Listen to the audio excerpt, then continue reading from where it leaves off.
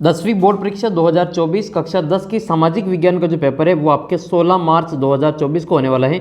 और ये वीडियो आपका रिवीजन वीडियो होने वाला है, क्योंकि इस वीडियो में हम आपके जो संजीव डेस्क वर्क है उसका मॉडल पेपर नंबर 1 से लगाकर 10 तक 10 ही मॉडल पेपर को हम इस वीडियो में कवर करेंगे। और इसमें हम कौन कौन से क्वेश्चन कवर करेंगे, एक तो आपके 15 जो MCQ पूछे जाएंगे वो वाले कवर करेंगे, एक आपके 7 जो रिक्त स्थान पूछे जाएंगे उनको कवर करेंगे, एक आपके 10 वन लाइनर पूछे जाएंगे उनको तैयार करेंगे, और एक आपका जो 4 नंबर का मैप आएगा उसको इस वीडियो में हम कवर करने वाले हैं। टोटल आप मिला के कितने क्वेश्चन हो जाएंगे, कितने नंबर के क्वेश्चन तैयार होंगे इस वीडियो से, तो 15 और 7 22 और 10 32 और 4 36 नंबर का आपको जो मैटर है वो इस वीडियो से मिलने वाला है। आपके पेपर आएगा 80 नंबर का, उसमें से 36 नंबर का मैटर आपको इस वीडियो से तैयार करवाएंगे। आपके इन प्रश्नों की चर्चा इस वीडियो में करने वाले हैं। वीडियो को शुरू से अंत तक देख लेना, आपकी पूरी पेपर का जो रिवीजन हो जाएगा। और हम इसमें आपके 10 मॉडल पेपर सोल्व करने वाले हैं। कितने मॉडल पेपर, 10 मॉडल पेपर। अगर आप ये वीडियो शुरू से अंत तक देख लेते हैं तो मैं आपको गारंटी देता हूं कि आप जो 80 में से कम है जो ये 36 तो ये हो रहे हैं, लेकिन आपके 2-2 नंबर की क्वेश्चन कुल मिला के आप जो इस वीडियो के माध्यम से 80 में से आराम से जो आप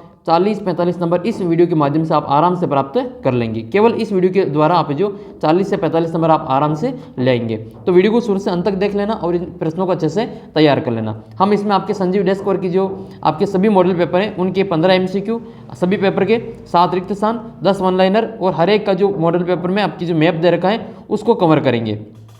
आइए वीडियो को शुरू करते हैं। और आपने टेस्ट नहीं दिया तो आपकी परीक्षा के लिए जो मैंने टेस्ट बना रखा है उसको टेस्ट को दे देना। टेस्ट का लिंक आपको वीडियो के नीचे डिस्क्रिप्शन बॉक्स में मिल जाएगा। गणित और विज्ञान का पेपर आपको इसी प्रकार से तैयारी करवाई जाएगी। उसके लिए आप चैनल को अभी से सब्सक्राइब करके रख लेना और 10वीं का व्हाट्सअप ग्रुप जरूर ज्वाइन करके रख लेना।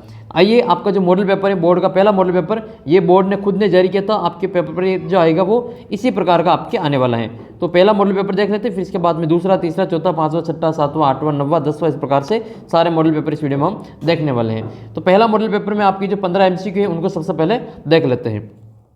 वीडियो को अपने सभी दोस्तों के साथ में एक बार शेयर जरूर कर देना ताकि सभी दोस्तों का भी फायदा हो सके। पहला प्रश्न आपके सामने है ये। पहला प्रश्न ये कि प्रथम विश्व युद्ध की शुरुआत कब हुई थी, तो इसका उत्तर हो जाएगा आपके 1914।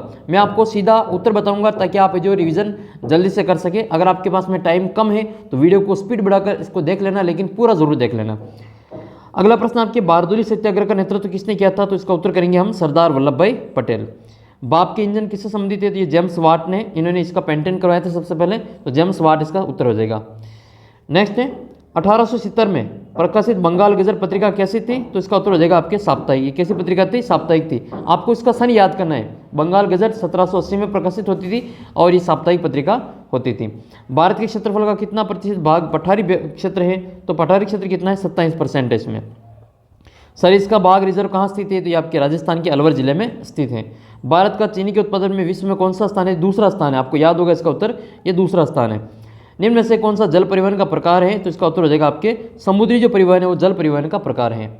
सिंहली किस देश की राजभाषा है, तो सिंहली ये श्रीलंका की राजभाषा है। और इसको मान्यता कब दी गई थी, राजभाषा की मान्यता ये 1956 में मिली थी। और श्रीलंका आज़ाद कब हुआ था, श्रीलंका स्वतंत्र हुआ था ये 1948 में। भारत से 1 साल बाद में ये आज़ाद हुआ था। नेक्स्ट क्वेश्चन आपके ये कि संविधान की 8वीं अनुसूची में 10 भाषाओं की संख्या कितनी है, तो टोटल कितनी भाषाएं, कुल भाषाएं इसमें आपके 22। एक बार प्रश्न पूछा था कि हिंदी के अलावा कितनी भाषाएं, तो फिर आपके उत्तर हो जाएगा 21। हिंदी के अलावा तो एक तो हिंदी हो गई और बाकी 21 हो जाएगी, तो टोटल 22 हो जाएगी। नेक्स्ट है 2011 की जनगणना के अनुसार भारत का लिंगानुपात कितना है, तो इसका उत्तर करेंगे हम 943। इनमें से कौन सा बहुजन समाज पार्टी का संस्थापक है, तो इसका उत्तर हो जाएगा आपके कांशीराम। कांशीराम जी जो है बहुजन समाज पार्टी, जिसको हम बसपा कहते हैं, जिसका चुनाव चिन्ह हाथी है, बहुजन समाज पार्टी बसपा BSP, इसका जो संस्थापक सदस्य थे वो थे आपके कांशीराम जी। और बहुजन समाज पार्टी पहले एक बामसेफ नामक जो सरकारी कर्मचारियों का संगठन हुआ करता था। बामसेफ क्या है, बामसेफ, ठीक है। बामसेफ नाम का एक सरकारी कर्मचारियों का संगठन होता था जो बाद में जो राजनीतिक दल के रूप में परिवर्तित हो गया था। ये क्वेश्चन 2022 में पूछा हुआ है। अगला प्रश्न ये बनता है, तो इसका उत्तर कर देंगे हम इसमें कांशीराम जी। नेक्स्ट है एक वस्तु का अधिकांश प्राकृतिक प्रक्रिया में उत्पादन किस क्षेत्र की गतिविधि है, तो इसका उत्तर कर देंगे हम इसमें प्राकृतिक प्रक्रिया से उत्पादन होता है, तो ये हो जाएगा आपके प्राथमिक क्षेत्र में। प्राथमिक क्षेत्र में कौन कौन आता है, कृषि आती है, पशुपालन आता है, मत्स्य पालन आता है, डेयरी है, ये भी आपके प्राथमिक क्षेत्र में आते हैं। द्वितीय क्षेत्र आपका सेवा क्षेत्र के द्वितीय क्षेत्र आपका उद्योग वाला होता है। जितने भी उद्योग है जो वस्तुओं का निर्माण करता है, कच्चे माल को पक्के माल में बदलता है, वो सारे द्वितीय क्षेत्र में आते हैं। और जो सेवा क्षेत्र हैं जैसे शिक्षा, स्वास्थ्य, संचार, परिवहन, भंडारण, ये सभी आपके तृतीय क्षेत्र में आते हैं। ऋण के औपचारिक स्रोतों में कौन शामिल नहीं है, इसमें नहीं पूछा है, ध्यान रखना। तो इसमें साहूकार नहीं है। औपचारिक में देखो ये बैंक भी औपचारिक देता है और सहकारी समितियाँ भी औपचारिक देती हैं, लेकिन इसमें साहूकार जो है वो अनौपचारिक में आता है। ठीक है, इसमें आपके औपचारिक में साहूकार आ जाएगा, अनौपचारिक में साहूकार है। अंतर्राष्ट्रीय व्यापार से संबंधित नियमों को निर्धारित करता है तो यह करता है WTO। इसका पूरा नाम होता है विश्व व्यापार संघ। इसका पूरा नाम क्या है? विश्व व्यापार संघ, ये इसका पूरा नाम होता है। World trade organisation, world trade organisation इसका पूरा नाम होता है।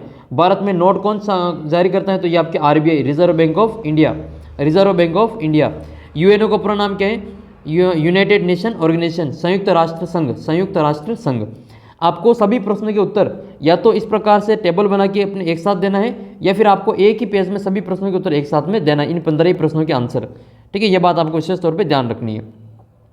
अगला प्रश्न आपके दूसरा है ये, इसमें ये पूछा गया है कि बम्बई में पहली कपड़ा मिल ये कब लगी थी? बम्बई में पहली कपड़ा मिल लगी थी 1854 में, 1854 में, याद रखना 1854 में ये पहली कपड़ा मिल लगी थी। दूसरा प्रश्न आपके कि गुलामगिरी पुस्तक के लेखक कौन है? तो महात्मा ज्योतिबा फुले। तो इसका उत्तर हो जाएगा आपके ज्योतिबा फुले, ज्योतिबा फुले इसका आंसर हो जाएगा। नेक्स्ट है कच्चा तेल संसाधन है, तो ये आपकी गैर नवीकरणीय, गैर नवीकरणीय, इसको एक बार काम लेने के बाद में वापस काम नहीं कर ले सकते हैं। विभिन्न देशों के बीच परस्पर संबंध और तीव्र एकीकरण की जो प्रक्रिया है इसको क्या कहा जाता है? उसको वैश्वीकरण के नाम से जाना जाता है। क्या कहते हैं इसको? वैश्वीकरण कहा जाता है। अकाली दल, शिरोमणि अकाली दल, ये किस राज्य से संबंधित है? तो शिरोमणि अकाली दल ये आपके पंजाब से संबंधित है। नेक्स्ट है आपके, अच्छा शिवसेना के बारे में पूछें कि शिवसेना का संबंध किस राज्य से है? शिवसेना, तो शिवसेना का ध्यान रखना ये महाराष्ट्र से है, महाराष्ट्र। ठीक है, और आम आदमी पार्टी, आम आदमी पार्टी जो केजरीवाल की पार्टी है, आम आदमी पार्टी झाड़ू वाली पार्टी, वो इसकी सरकारें कहाँ कहाँ पे है? तो एक तो दिल्ली में इसकी सरकार है, इसके अलावा पंजाब में भी इसकी सरकार है। आम आदमी पार्टी की सरकार कहाँ पे है? पंजाब में भी है, ध्यान रखना है। अगला प्रश्न आपकी ये है कि शासन प्रणाली में अंतिम शक्ति जनता में निहित होती है, तो वो कौन सी शासन प्रणाली होती है? वो होती है आपकी लोकतांत्रिक। जो लोकतांत्रिक शासन प्रणाली होती है उसमें अंतिम शक्ति जनता में निहित होती है। पंडित जवाहरलाल नेहरू ने गर्व से किसको आधुनिक भारत का मंदिर कहा है? तो इसका उत्तर हो जाएगा आपके बांध को, बांधों को पंडित जवाहरलाल नेहरू ने आधुनिक भारत का मंदिर कहा है। अब हम आपके 10 जो वन लाइनर है उनको देख लेते हैं। बेगार क्या है? तो बेगार बिना मजदूरी दिए काम कराना बेगार कहलाता है, मतलब फोकट में काम करवाना, केवल उसको काम पे ही उसको काम में लेना बेगार कहलाती है। ठीक है, तो ये आपको ध्यान में रखना है कि बिना मजदूरी दिए उस व्यक्ति को काम करवाना बेगार कहलाता है, मतलब उसका शोषण करते हैं हम इसमें। फ्लाई शटल क्या है? तो फ्लाई शटल क्या होता है? बुनाई में काम आने वाला रस्सियों और पुलियों के द्वारा चलाने वाला एक यांत्रिक औजार है, मतलब बुनाई में काम आने वाला एक यांत्रिक औजार है। स्पिनिंग जेनी का आविष्कार किसने किया? मोस्ट इम्पोर्टेंट क्वेश्चन बनता है, स्पिनिंग जेनी का आविष्कार किसने किया? तो जेम्स हरग्रीव्स, जेम्स हरग्रीव्स ने इसे स्पिनिंग जेनी का आविष्कार किया था। सरकार के विभिन्न अंगों के नाम लिखिए, ये क्वेश्चन इंपॉर्टेंट बनता है, हो सकता है आपके रिपीट हो जाए, ये आ जाए वापस। तो सरकार के विभिन्न अंग हैं जिसमें विधायिका होती है, कार्यपालिका होती है और न्यायपालिका होती है। अगला प्रश्न है कि वर्ण व्यवस्था से आप क्या समझते हैं? तो कर्म के आधार पर समाज को 4 वर्णों में ब्राह्मण, क्षत्रिय, वैश्य और शूद्र में विभाजन किया गया है, इस व्यवस्था को वर्ण व्यवस्था कहा जाता है। नेक्स्ट है राजनीतिक दलों को मान्यता और चुनाव चिन्ह कौन आवंटित करता है? तो ये करता है चुनाव आयोग। चुनाव आयोग को निर्वाचन आयोग भी कहा जाता है। तो चुनाव आयोग लिखो या निर्वाचन आयोग लिखो, दोनों एक ही है। अभी आने वाले समय में आपके जो अप्रैल मई महीने में आपके जो चुनाव होने वाले हैं, लोकसभा के चुनाव, आम चुनाव जिनको कहा जाता है, लोकसभा के चुनाव जिसमें प्रधानमंत्री के चुनाव होंगे, ये जो सभी लोकसभा के सदस्य चुने जाएंगे वो प्रधानमंत्री का चयन करेंगे वापस। तो ये चुनाव की जो अभी घोषणा हो गई होने वाली है, या तो आप पेपर दे के आएंगे तब तक हो जाएगी, या फिर जो आपको कल इसकी जो सूचना है वो 16 तारीख को मिल जाएगी। 16 मार्च से जो ये घोषणा हो जाएगी कि आपकी जो आने वाले चुनाव है वो कितनी तारीख से पूरे देश में ये चुनाव जो कितनी तारीख को होने वाला है। तो ये सब काम कौन कर रहा है? ये चुनाव आयोग, निर्वाचन आयोग करता है। अगर आप में से किसी स्टूडेंट ने मेरा स्टेटस देखा होगा व्हाट्सएप पे, तो वहाँ पे ये सूचना मैंने दे रखी है। नेक्स्ट है सकल घरेलू उत्पाद को परिभाषित कीजिए। Very very most important question बनता है ये। सकल घरेलू उत्पाद, सकल घरेलू उत्पाद मतलब टोटल। सकल घरेलू उत्पाद किसी देश के भीतर विशेष वर्ष में उत्पादित सभी वस्तुओं का, सभी अंतिम वस्तुओं का और सेवाओं का मौद्रिक मूल्य का जो योग होता है उसको सकल घरेलू उत्पाद कहा जाता है। एक आपको ये याद रखना है, सकल घरेलू उत्पाद, आपको इसका पूरा नाम भी पूछा जा सकता है, तो याद रखना सकल घरेलू उत्पाद होता है। नेक्स्ट है वे कंपनियां जिनका कारोबार एक से अधिक देशों में होता है क्या कहलाती हैं? तो वो कौन सी कंपनियां कहती हैं, उसको बहुराष्ट्रीय कंपनियां कहते हैं। जैसे हिंदुस्तान यूनिलीवर लिमिटेड, एक आपके कोका कोला है, एक आपके अमेरिका की जो है फोर्ड मोटर्स, ये सभी आपके जो बहुराष्ट्रीय कंपनियां हैं। नेक्स्ट है भारतीय वन्यजीव संरक्षण अधिनियम किस वर्ष में लागू हुआ था, तो ये 1972 में लागू हुआ था। इसके एक साल बाद में, याद रखना, इसके एक साल बाद में 1973 में ये टाइगर प्रोजेक्ट आया था। टाइगर प्रोजेक्ट यानी कि बाघ परियोजना आई थी। बाघ परियोजना कब आई थी, वन्यजीव संरक्षण अधिनियम बना उसके एक साल बाद 1973 में, दोनों याद हो जाएंगे, 72 के बाद 73, पहले जीवों का अधिनियम आया, फिर उसके बाद में टाइगर रिजर्व की परियोजना बनी। ध्वनि प्रदूषण से मानव पर क्या प्रभाव पड़ता है, तो एक तो ध्वनि प्रदूषण से खिन्नता आती है, उत्तेजना के साथ साथ सुनने में अक्षमता हो जाती है, हृदय गति, हार्ट बीट जो बीपी लो बीपी हाई हो जाती हैं, और बाकी जो कई व्यवस्थाएं वो भी बढ़ जाती हैं। तो ये हो गया आपके 22 + 7 + 10, टोटल कितने नंबर हो गए, 32 नंबर हो गए। एक आपके 4 नंबर का मैप और तैयार कर लेते हैं। देखो 4 नंबर का जो मैप आएगा उसमें आपके देखो कोयला की खानें मैंने आपको करवा रखी है। कोयला की खानें कहाँ कहाँ पे स्थित हैं, ठीक है, सिंगरौली और सिंगरेनी मैंने दोनों करवाई आपको। सिंगरौली ये मध्य प्रदेश में है और ये सिंगरेनी जो है वो आपके आंध्र प्रदेश और तेलंगाना के बीच में है, ठीक है। तो ये आंध्र प्रदेश में बननी है सिंगरेनी, और ये मध्य प्रदेश में बीच में बरदेनी, भारत के बीच में ये सिंगरौली। रानीगंज और नेवेली, नेवेली आपके तमिलनाडु में है और रानीगंज जो है आपके ये पश्चिम बंगाल में स्थित है। इनको हम यहाँ पे देख लेते हैं। देखो ये तो मध्य प्रदेश से बीच में, ये आपकी मध्य प्रदेश सिंगरौली, और ये आता है आपके तेलंगाना, ठीक है, तेलंगाना में आपके सिंगरेनी, और नेवेली जो है आपके तमिलनाडु में स्थित है। आपको भी अपने मैप में इसी प्रकार से निशान बना के तीर लगा के आपको ये बाहर लिखना है। रानीगंज जो कि पश्चिम बंगाल में स्थित है। देखो ये नाम जरूर बाहर लिखे हुए हैं, लेकिन इनके तीर का निशान लगा के बता रखा है कि ये वाला बिंदु, ये वाला जो रानीगंज है वो किस राज्य में स्थित है। आपको ये बिंदु लगा के इसमें आपको निशान लगा के बताना है, बाकी जो कोई इसमें गलत कर देगा। ये नेवेली यहाँ पे स्थित नहीं है, नेवेली आपकी यहाँ पे स्थित है, लेकिन यहाँ पे ये छोटा है इसलिए इस राज्य में इसका नाम पूरा नहीं आएगा, तो उसको बाहर लिख के तीर का निशान से बता दिया है। तो आपको भी ऐसा ही काम करना है, अबस अदर लगा के भी इसको इस प्रकार से बता सकते हैं। विशेष तौर पे ध्यान रखना है, जैसे मान लो रावत बाटा आ जाए, तो रावत बाटा आपको पता है कि अपने राजस्थान में है, तो आपको राजस्थान में भर देना है ऐसे रावत बाटा, बस सही हो जाएगा। आपको ये वाला बिंदु लगा के कर देना, ये रावत बाटा, बस ये सही हो जाएगा। मान लो ऐसा स्थान है जो इसमें नहीं आ रहा है पूरा, जैसे ऐसा आ जाए कलपक्कम आ जाए। अब कलपक्कम आपको पता है कि ये आपके तमिलनाडु में है, तो ऐसा निशान लगाना है, बिंदु लगाना है, और इसको बाहर तीर लगा के यहाँ लिख लेना है कलपक्कम, ठीक है, कलपक्कम ये वाला लिख लेना है, ठीक है, कलपक्कम ये लिख लेंगे, बाहर इसमें तीर लगा के कर देंगे। ऐसा आपको ये पूरे चारों निशान अच्छी प्रकार से लगा लेना है। फिर दूसरा जो आपका मैप आता है वो इसके आणविक ऊर्जा संयंत्र है। आणविक ऊर्जा संयंत्र में एक तो आपको याद रखना है नरोरा, जो कि यूपी में आता है। कहाँ पड़ता है ये, उत्तर प्रदेश में पड़ता है। नरोरा आता है आपके यूपी में, ये याद रखना, नरोरा यूपी में आता है। रावत बाटा अपने राजस्थान का है, ये अपने राजस्थान में भरना है इसको। कलपक्कम ये तमिलनाडु में आता है, कलपक्कम तमिलनाडु में है, और तारापुर ये महाराष्ट्र में आता है। तो इनको हम यहाँ पे भर लेते हैं भी, ठीक है। सबसे पहले नरोरा, तो नरोरा ये आपके उत्तर प्रदेश में भरना है। तो उत्तर प्रदेश में ये वाला जो एरिया है वो उत्तर प्रदेश का है, तो इसमें आपको नरोरा भर देना है। रावत बाटा यहाँ पे है, तो आपको रावत बाटा यहाँ निशान लगा के बता देना है। इसको आप राजस्थान में भी लिख सकते हैं, बाहर लिख रहे हो लेकिन तीर का निशान लगा के यहाँ पे लिख लेना है। यहाँ तो पाकिस्तान है, यहाँ रावत बाटा यहाँ नहीं है, लेकिन इसने जगह नहीं होने के कारण यहाँ लिख के इसको तीर के निशान से बता दिया है। आपको भी ऐसा ही करना है। फिर आपको बनना है तारापुर, तो ये महाराष्ट्र में आता है तारापुर, ये वाला जो इलाका वो महाराष्ट्र का है, और ये वाला इलाका जो तमिलनाडु का है, ठीक है। इसमें आपके कलपक्कम है। इसके अलावा आपको एक तो नेवेली याद करना है, ठीक है, कलपक्कम के साथ में नवेली, ठीक है, नवेली याद करना है। और एक आपको इसमें तूतीकोरिन याद करना है। क्या याद करना है, तूतीकोरिन, तूतीकोरिन भी आपके इंपॉर्टेंट है, यहाँ से प्रश्न जरूर बनता है। एक आपको केगा याद कर लेना है, जो कि कर्नाटक में है, केगा कर्नाटक में आता है। और एक काकरापारा जो कि गुजरात में आता है, काकरापारा ये भी परमाणु ऊर्जा संयंत्र है। काकरापारा गुजरात में है। शक्करपारा से इसको याद कर लेना, गुजरात वाले मीठा बहुत खाते हैं, शक्करपारा से काकरापारा गुजरात याद हो जाएगा। ये ऐसे केगा कर्नाटका ऐसे याद हो जाएगा, ठीक है। तो अब तक आपने जो 15 मिनट दिए, कितने मिनट दिए, 15 मिनट, और 15 मिनट में आपका एक मॉडल कंप्लीट हो गया, तैयार हो गया। अब इतना समय आपको यहाँ पे नहीं लगेगा, हम जल्दी जल्दी इसका उत्तर करेंगे और सभी मॉडल पेपर को हम यहाँ पे आगे वाले देख लेते हैं।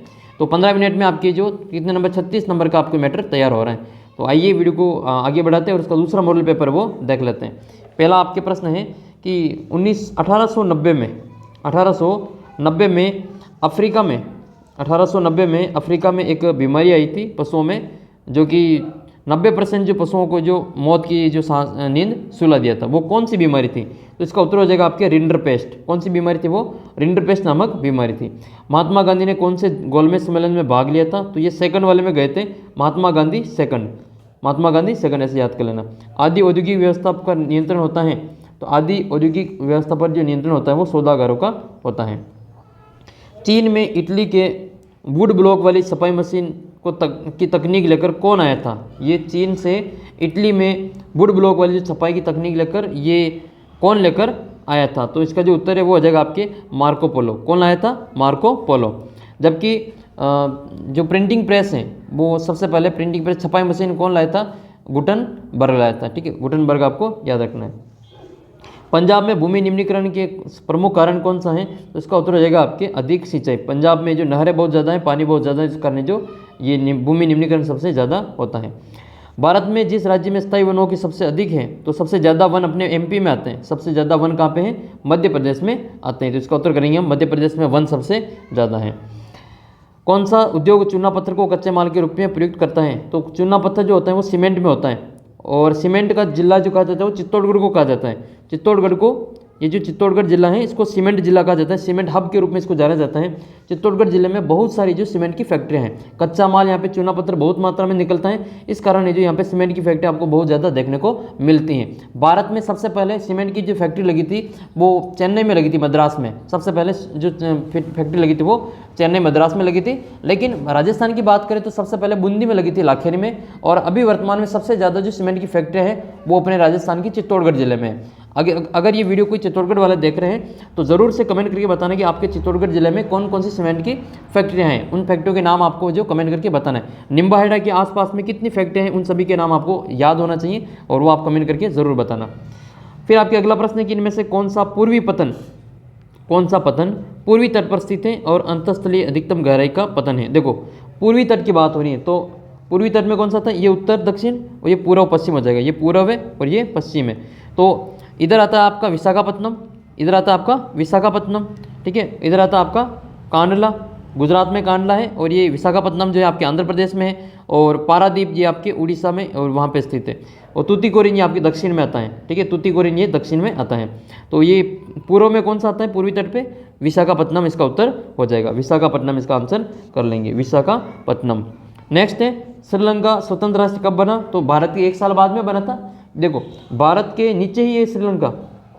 कभी आपने भारत का मैप देखा होगा, इंडिया का मैप, तो उसके नीचे पानी की बूंद के जैसा है, ठीक है। पानी की बूंद की जैसे वो समुद्र में वो श्रीलंका है, और इसकी जो भाषा है वो सिंहली भाषा है, जिसको 1956 में मान्यता प्राप्त हुई थी राजभाषा की। तो 1 साल बाद में ये 1947 में अपन भारत आज़ाद हुआ था, और 48 में हुआ था ये श्रीलंका, ठीक है। तो इसका उत्तर हो जाएगा 1948। अगला प्रश्न करते हैं, क्वेश्चन नंबर 10। संचार विषय किस सूची में शामिल हैं? संचार विषय की सूची में शामिल हैं, तो ये संघ सूची का विषय है। संघ सूची में अपन यानी कि दूसरे जो राज्य हैं वो कोई इसमें कानून वगैरह नहीं बना सकते हैं। राज्य सूची में राज्य ही कानून बनाती है, उसी से संबंधित है। और समवर्ती सूची में दोनों कानून बना सकते हैं, दोनों का नियंत्रण होता है। लेकिन लागू अगर इसमें खींचतान वाली बात होती है तो फिर केंद्र सरकार वाला ही लागू होता है। समवर्ती सूची में शिक्षा आता है, समवर्ती सूची में शिक्षा आता है, शिक्षा पर दोनों कानून बनाते हैं। और राज्य सूची में आपके सिंचाई है, पुलिस है, ये राज्य सूची के विषय हैं। और संघ सूची में आपके विदेश वगैरह है, ये जितने भी मामले हैं वे सभी आपके संघ सूची में आते हैं। 11वां क्वेश्चन है, इनमें से किन देशों के में सार्वजनिक जीवन में महिलाओं की जो भागीदारी का स्तर सबसे ऊंचा है? इनमें से कौन सा देश है जहाँ पर जो महिलाओं की जो भागीदारी का जीवन स्तर वो सबसे ऊंचा है? तो जो स्कैंडिनेवियन देश हैं, जैसे स्वीडन है, नॉर्वे है, वहाँ की जो महिलाओं का जो जीवन स्तर है वो काफ़ी ऊँचा है। इनमें से किस देश में एक दलीय व्यवस्था है? एक दलीय, जैसे अपन भारत में तो बहुदलीय व्यवस्था है। देखो, भारत में किस व्यवस्था है? भारत में तो बहुदलीय, भारत में कई सारे दल हैं। भारत में 7 तो राष्ट्रीय लेवल के पार्टियां हैं, इसके अलावा कई सारी क्षेत्रीय पार्टियां हैं। तो ये अपने भारत में तो बहुदलीय है। और एक दलीय व्यवस्था वो किस देश में है? तो एक दलीय जो व्यवस्था है इसका सही उत्तर करेंगे हम इसमें चीन। चीन में एक दलीय है, उसमें एक ही दल का राज होता है, इसमें दूसरा दल और कोई नहीं है। तो इसका उत्तर हो जाएगा आपके चीन। जैसे अपने तो अपने बीजेपी, कांग्रेस, आम आदमी पार्टी, शिवसेना, बाकी बसपा वगैरह दूसरी पार्टियां का होता रहता है, तृणमूल कांग्रेस हैं। लेकिन चीन में एक ही पार्टी, वहाँ कोई दूसरी पार्टी होती नहीं है। वो तो तानाशाही सरकार वाला काम होता है। फिर जो वो काम करता है, वहाँ का जो प्रधानमंत्री होता है, राष्ट्रपति होता है, जो कहता है वही काम है जो करना पड़ता है। जबकि लोकसभा जो लोकतंत्र देश होते हैं उनमें इस प्रकार का काम नहीं चलता है। लोकतंत्र में जो भी शक्ति होती हैं, अंतिम शक्ति वो जनता के हाथ में निहित होती हैं। अगर प्रदेश का जो प्रधानमंत्री है वो अच्छा काम नहीं करेंगे तो अगले आने वाले 5 साल में जो उसको सीट से उतार देंगे, मतलब बदल देंगे। तो ये ताकत होती है वोट की। जबकि चीन में और इसमें उत्तरी कोरिया, दक्षिण कोरिया में वहाँ जो वहाँ का जो तानाशाह सरकार है, अपने कोरिया का नाम सुना होगा। कोरिया का जो कौन है प्रधानमंत्री, आप कमेंट करके बताना। देखें जो कि तानाशाह है वहाँ का, वो जो कहता है वो सारा कानून उसके अनुसार ही लागू होता है। नेक्स्ट है आपके किस विकसित देशों में जीडीपी में सर्वाधिक योगदान किस क्षेत्र का होता है। देखो विकसित देशों में जो जीडीपी होती है उसमें सबसे ज़्यादा योगदान होता है तृतीय क्षेत्र का, मतलब कि सेवा क्षेत्र का। तृतीय क्षेत्र को सेवा क्षेत्र भी कहा जाता है। इसमें शिक्षा, संचार, स्वास्थ्य, परिवहन, भंडारण, ये सभी चीज़ें इसमें आती हैं। भारत में करेंसी नोट कौन जारी करता है, तो RBI, reserve bank of India, ये भारत में नोट जारी करने का कार्य करता है। जो अभी गुलाबी नोट जो बंद हो गए थे 2000 वाले, वो बंद करने का काम भी, ये चालू करने का काम भी इन्हीं का है, यही इन्होंने छापे थे। और 500 के जो नोट चेंज हुए थे वो भी यही नए नोट इन्हीं आरबीआई के द्वारा छापा गया था। तो रिजर्व बैंक ऑफ इंडिया, ये याद रखना। बहुराष्ट्रीय कंपनियां का उद्देश्य क्या है, तो लाभ अर्जित करना, व्यापार को विदेशों में फैलाना, अपने सामान और सेवाओं को विदेश में बेचना। उत्तर हो जाएगा इसका उपरोक्त सभी। अगला प्रश्न आपके क्वेश्चन नंबर है आपके 2। क्वेश्चन नंबर 2 है कि ऐसा व्यक्ति जो रेशों के हिसाब से ऊन को स्टेपल करता है या छांटता है उसको क्या कहते हैं। देखो प्रश्न में इसका उत्तर छिपा हुआ है। ये स्टेपल है तो इसका उत्तर हो जाएगा, स्टेपल का हो जाएगा स्टेपलर। क्या हो जाएगा, स्टेपलर। ठीक है, स्टेपलर हो जाएगा इसका उत्तर। स्टेपलर वो पीने लगाने वाला स्टेपलर नहीं है, ये वो एक व्यक्ति है जो कि ऊन के हिसाब से, रेशों के हिसाब से ऊन को स्टेपल करता है। प्रश्न आ जाएगा परीक्षा में स्टेपल क्या है, तो आप फिर वो पीने लगाने की मशीन का नाम मत लिख देना वहाँ पे। ये कौन सा है, ये स्टेपलर है। ये ऐसा व्यक्ति होता है, एक आदमी होता है जो रेशों के हिसाब से ऊन को स्टेपल करने का काम या छांटने का काम करता है। चर्म पत्र या जानवरों के चमड़े से बनी लेखन की सतह क्या कहलाती है, तो उसको कहा जाता है, उसको वेलम कहा जाता है। क्या कहा जाता है उसको वेलम कहा जाता है। नेक्स्ट है आपके, यदि महिलाएं कार्य करती है तो घर और समाज में उनका आदर होता है। अगर महिलाएं जो हैं वो वेतनभोगी कार्य करती हैं, मतलब जो नौकरी वाला काम करती हैं, वेतनभोगी कार्य, तो उनका जो घर में और समाज में आदर बढ़ जाता है। ये तो आप अपने आसपास में समाज में देखते ही हैं, जो महिलाएं नौकरी करती हैं उनका जो समाज में और घर में जो आदर है वो ज़्यादा बढ़ जाता है। नेक्स्ट है आयात पर कर एक उदाहरण है, तो आयात पर जो एक कर है वो व्यापार अवरोधक है। क्या है ये, व्यापार अवरोधक, मतलब व्यापार को रोकने वाला है, अवरोधक हो जाएगा ये, व्यापार अवरोधक कर है। नेक्स्ट है अधिकतर लोग आमतौर पर राजनीतिक दलों के बारे में राय रखते हैं, तो खराब राय रखते हैं। क्या करते हैं, खराब राय रखते हैं, खराब राय रखते हैं। वो चाहे बीजेपी हो चाहे कांग्रेस हो, सब अधिकतर लोगों के दिमाग में जो उनके उल्टा है जो विचार चलता है। नेक्स्ट है छठा क्वेश्चन है, लोकतांत्रिक सरकारों में फैलने से तानाशाही की तुलना में, लोकतांत्रिक सरकारों में फैसले लेने से, है ना, फैलने से नहीं है, फैसले लेने में तानाशाही सरकारों की तुलना में समय कम लगता है या ज़्यादा लगता है, ज़्यादा लगता है। क्योंकि लोकतांत्रिक सरकार में सभी से पूछना पड़ता है, सभी से पूछना पड़ता है। जैसे अपने भारत में जो अभी 545 लोकसभा की सीटें हैं, तो इन सभी सांसदों से पूछना पड़ेगा। इसके अलावा 245 आपके राज्यसभा की हैं, तो इन सभी से पूछ करके कोई नया कानून बनाया जाता है। एक इसमें राष्ट्रपति भी शामिल होता है, तो इन सभी को पूछ करके नया कानून बनता है। जबकि तानाशाही सरकार जो होती है, जैसे कोरिया है, चीन है, ये तानाशाही सरकारें हैं, वहाँ पे एक आदमी होता है, तो किसी को पूछने की जरूरत नहीं, वो जो कह देगा वही काम है जो हो जाएगा। तो फैसले तानाशाही सरकार में जल्दी ले लिए जाते हैं, जबकि लोकतांत्रिक सरकार में फैसले लेने में समय ज़्यादा लगता है। तो इसमें उत्तर करेंगे हम, ज़्यादा समय लगता है। अगला प्रश्न है, बांधों के जलाशय में जमा होने से वे बाढ़ आने के कारण बन जाते हैं, तो इसका उत्तर हो जाएगा आपके इसका उत्तर हो जाएगा आपके तलछट। क्या है, तलछट, तलछट। अब ये तलछट क्या है, तो तलछट एक जैविक उर्वरक है, ये प्राकृतिक खाद के रूप में होता है। ठीक है, इसको प्राकृतिक खाद भी कहा जाता है, तलछट को प्राकृतिक खाद भी कहा जाता है। तलछट है, ठ नहीं ये छट। अगला प्रश्न आपके, ये तीसरा प्रश्न आपके 1-1 नंबर का है कि गांधी जी के नेतृत्व में चलाए गए 2 प्रारंभिक सत्याग्रह के आंदोलन के नाम लिखने। एक तो आपको खेड़ा आंदोलन का नाम लिख लेना है, खेड़ा आंदोलन, और दूसरा नाम लिखेंगे हम आप इसमें अहमदाबाद आंदोलन, अहमदाबाद आंदोलन। ये दोनों ही गुजरात में स्थित है, अहमदाबाद और ये खेड़ा दोनों ही गुजरात में स्थित हैं। अगला प्रश्न आपके, जेम्स वाट ने अपने बाप के इंजन को कब पेटेंट कराया था। तो ये करवाया था 1971 में। कब करवाया था ये? सॉरी 1871 में, 1971 नहीं, 1871 में इसने पेटेंट करवाया। पेटेंट का मतलब अगर ये पेटेंट नहीं करवाता तो फिर ये जो बाप के इंजन के साथ में इस जेम्स वाट का नाम नहीं आता, किसी दूसरे व्यक्ति का नाम आ जाता। जो पेटेंट कराता है फिर वो जो आविष्कार है, वो जो खोज है, वो उसी के नाम पे होती है। खोज तो नहीं कह सकते, आविष्कार हो जाएगा। नेक्स्ट है, भारत के किन 2 बंदरगाहों से विदेशी व्यापार चलता है? तो एक तो आपको याद रखना है सूरत। सूरत कहाँ पे पड़ता है? ये सूरत पड़ता है अपने गुजरात में। और एक है हुगली। हुगली कहाँ पड़ती है? हुगली ये नदी भी है, जो नदी है ये यमुना नदी, गंगा नदी ये वाली, तो ये आपके वहाँ जाती है पश्चिम बंगाल में, और वहाँ पे इसका नाम क्या बदल जाता है? हुगली पड़ जाता है। मतलब इतनी ख़राब हो जाती है, इसको हुगली कहते हैं वहाँ पे। तो ये वाली जो सूरत और हुगली दोनों बंदरगाह हैं, वहाँ पे जो विदेश के साथ व्यापार चलता है। बेल्जियम में वर्तमान में कौन सी शासन प्रणाली चलती है? तो बेल्जियम में संघात्मक शासन प्रणाली है। कौन सी है? संघात्मक शासन प्रणाली। ठीक है, संघात्मक शासन प्रणाली लिख लेंगे इसमें। बेल्जियम की राजधानी क्या है? ये आप कमेंट करके बताएंगे। बेल्जियम की जो राजधानी है वही यूरोपीय संघ का मुख्यालय भी है। यूरोपीय संघ का मुख्यालय भी बेल्जियम की राजधानी में ही है। यूरोपीय संघ का मुख्यालय कहाँ पे? तो बेल्जियम की राजधानी में। अब बेल्जियम की राजधानी आप कमेंट करके बताएंगे। नेक्स्ट क्वेश्चन की ओर बढ़ते हैं। श्रम में लैंगिक विभाजन से क्या आशय है? तो काम के बंटवारे का वह तरीका जिसमें घर के अंदर के सारे काम परिवार की औरतें करती हैं और बाहर का सारा काम पुरुष करता है, ये श्रम में लैंगिक विभाजन होता है। मतलब घर के सारे काम महिलाएं करती हैं और घर के बाहर के काम जो है वो कमाने का काम है वो पुरुष करते हैं। इसको हम लैंगिक विभाजन कहा जाता है। क्षत्रिय दल क्या है? देखो, क्षत्रिय दल वो होता है, क्षत्रिय दल इसमें आपके पूछा गया कि क्षत्रिय दल क्या होता है? तो क्षत्रिय दल, तो इसमें एक इकाई का जो संघीय दल होते हैं, इसमें एक इकाई का जो अस्तित्व रखने वाले जितने भी राजनीतिक दल है, जो छोटी पार्टियां होती है, उसको हम क्षत्रिय दल कहा जाता है। नेक्स्ट है, सेवा क्षेत्र को परिभाषित कीजिए। तो सेवा क्षेत्र क्या होता है? जो तृतीय क्षेत्र है, तृतीय क्षेत्र को सेवा क्षेत्र कहा जाता है, जिसमें कौन कौन आता है? परिवहन आता है, संचार आता है, वित्त, बीमा, संग्रहण, भंडारण, बैंकिंग, ये सभी सेवाएं आपके तृतीय क्षेत्र में आती हैं। निवेश क्या है? निवेश क्या है? तो परिसंपत्तियां जैसे भूमि, भवन, जैसे मशीन, अन्य उपकरणों की खरीद में व्यय की गई मुद्रा को निवेश कहा जाता है। निवेश का मतलब होता है इन्वेस्टमेंट करना। तो इन्वेस्टमेंट करते हैं, जैसे लोग जमीन खरीद लेते हैं, कोई मकान खरीद लिया, ये सारे इन्वेस्टमेंट के ही तरीके हैं।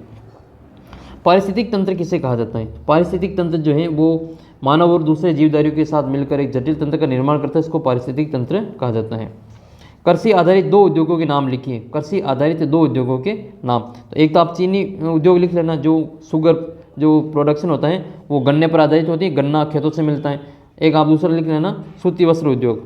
सूती वस्त्र उद्योग, सूती वस्त्र उद्योग आप सभी को पता होगा, भारत का जो सबसे प्राचीन और मुख्य उद्योग था, सबसे प्राचीन और मुख्य उद्योग कौन सा था? वो सूती वस्त्र उद्योग था। और सबसे पहले कपड़ा फैक्ट्री जो लगी थी 1854 में लगी थी, आपको पता होगा, मुंबई में। फिर आपके मैप में बनना है, देखो भारत के मानचित्र में निम्न को कोयले के खानों को दर्शाना है। बोकारो, कोरबा, जरिया और तलचर। तो ध्यान रखना आपके 2 नाम एक जैसे इसमें, एक तो बोकारो और एक जरिया।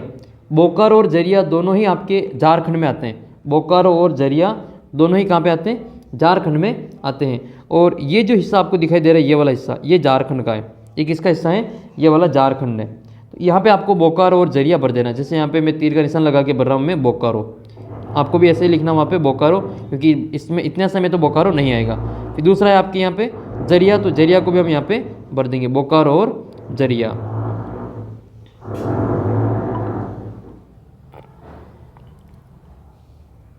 नेक्स्ट है फिर आपके कोरबा। तो कोरबा क्या है? कोरबा ये आपके इसमें आता है, कोरबा ये छत्तीसगढ़ में आता है। तो छत्तीसगढ़ वाला जो इलाका वो ये रहा आपके, ये छत्तीसगढ़, ये लंबी जो आपको पूरा तिलक जैसे आकृति दिखाई दे रही है, ये वाला ये आपकी छत्तीसगढ़ है। यहाँ पर लिख लेना आपको कोरबा। तो कोरबा तो आप इसमें तिरछा लिख लेना ऐसे यहाँ पे कोरबा, या फिर आप तीर का निशान लगा के इसको बाहर भी लिख सकते हैं। और क्या बचा हुआ है इसमें? और बचा हुआ है इसमें आपके तलचर। तो तलचर ये उड़ीसा में आता है। तलचर कहाँ पे आता है? ये उड़ीसा में। ये जो हिस्सा है ये वाला उड़ीसा का हिस्सा है, तो यहाँ भरेंगे हम तलचर, यहाँ आ जाएगा ये तलचर। तलचर उड़ीसा में स्थित है। ये 4 नंबर तो ये हो जाएंगे। ये तो ये ऊपर वाला करना है, या फिर इसके अथवा नीचे वाला भी कर सकते हैं। फिर दूसरा है इसके अथवा में आपके काकरापारा, केगा, सतपुड़ा और बरौनी। देखो काकरापारा, शक्करपारा मैंने आपको याद करवाया था, गुजराती लोग मीठा बहुत खाते हैं, तो काकरापारा, शक्करपारा भर देना यहाँ पे। ये रहा गुजरात का, यहाँ पे आपको भरना है काकरापारा। ठीक है, यहाँ भर देंगे काकरापारा, ये तीर का निशान लगा के काकरापारा भर देंगे। फिर इसके बाद में केगा, केगा कर्नाटक, केगा कर्नाटक, केगा कर्नाटक में बनना है तो कर्नाटक रहा, ये वाला कर्नाटक है, इसमें आपको बनना है केगा। बाहर भी लिख सकते हैं, अंदर भी लिख लेना। फिर आपके आता है सतपुड़ा, सतपुड़ा आता है मध्य प्रदेश में। सतपुड़ा कहाँ पे आता है? मध्य प्रदेश में। तो ये वाला जो इलाका है वो मध्य प्रदेश में, देखो बीच में आ रहा है, तो ये भरेंगे हम यहाँ पे सतपुड़ा।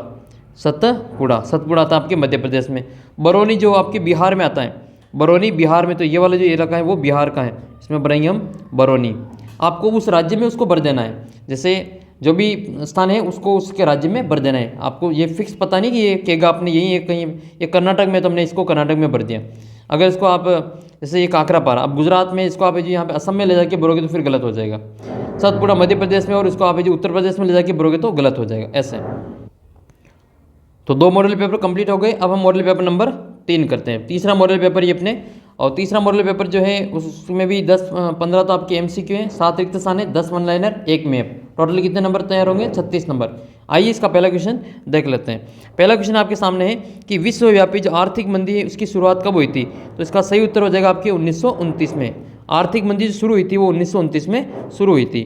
नेक्स्ट क्वेश्चन है फिर आपके ये क्वेश्चन नंबर 2, हिंद स्वराज पुस्तक किसके लेखक कौन है? तो हिंद स्वराज जो पुस्तक लिखी गई थी वो महात्मा गांधी के द्वारा लिखी गई थी। महात्मा गांधी के द्वारा ये पुस्तक लिखी गई थी।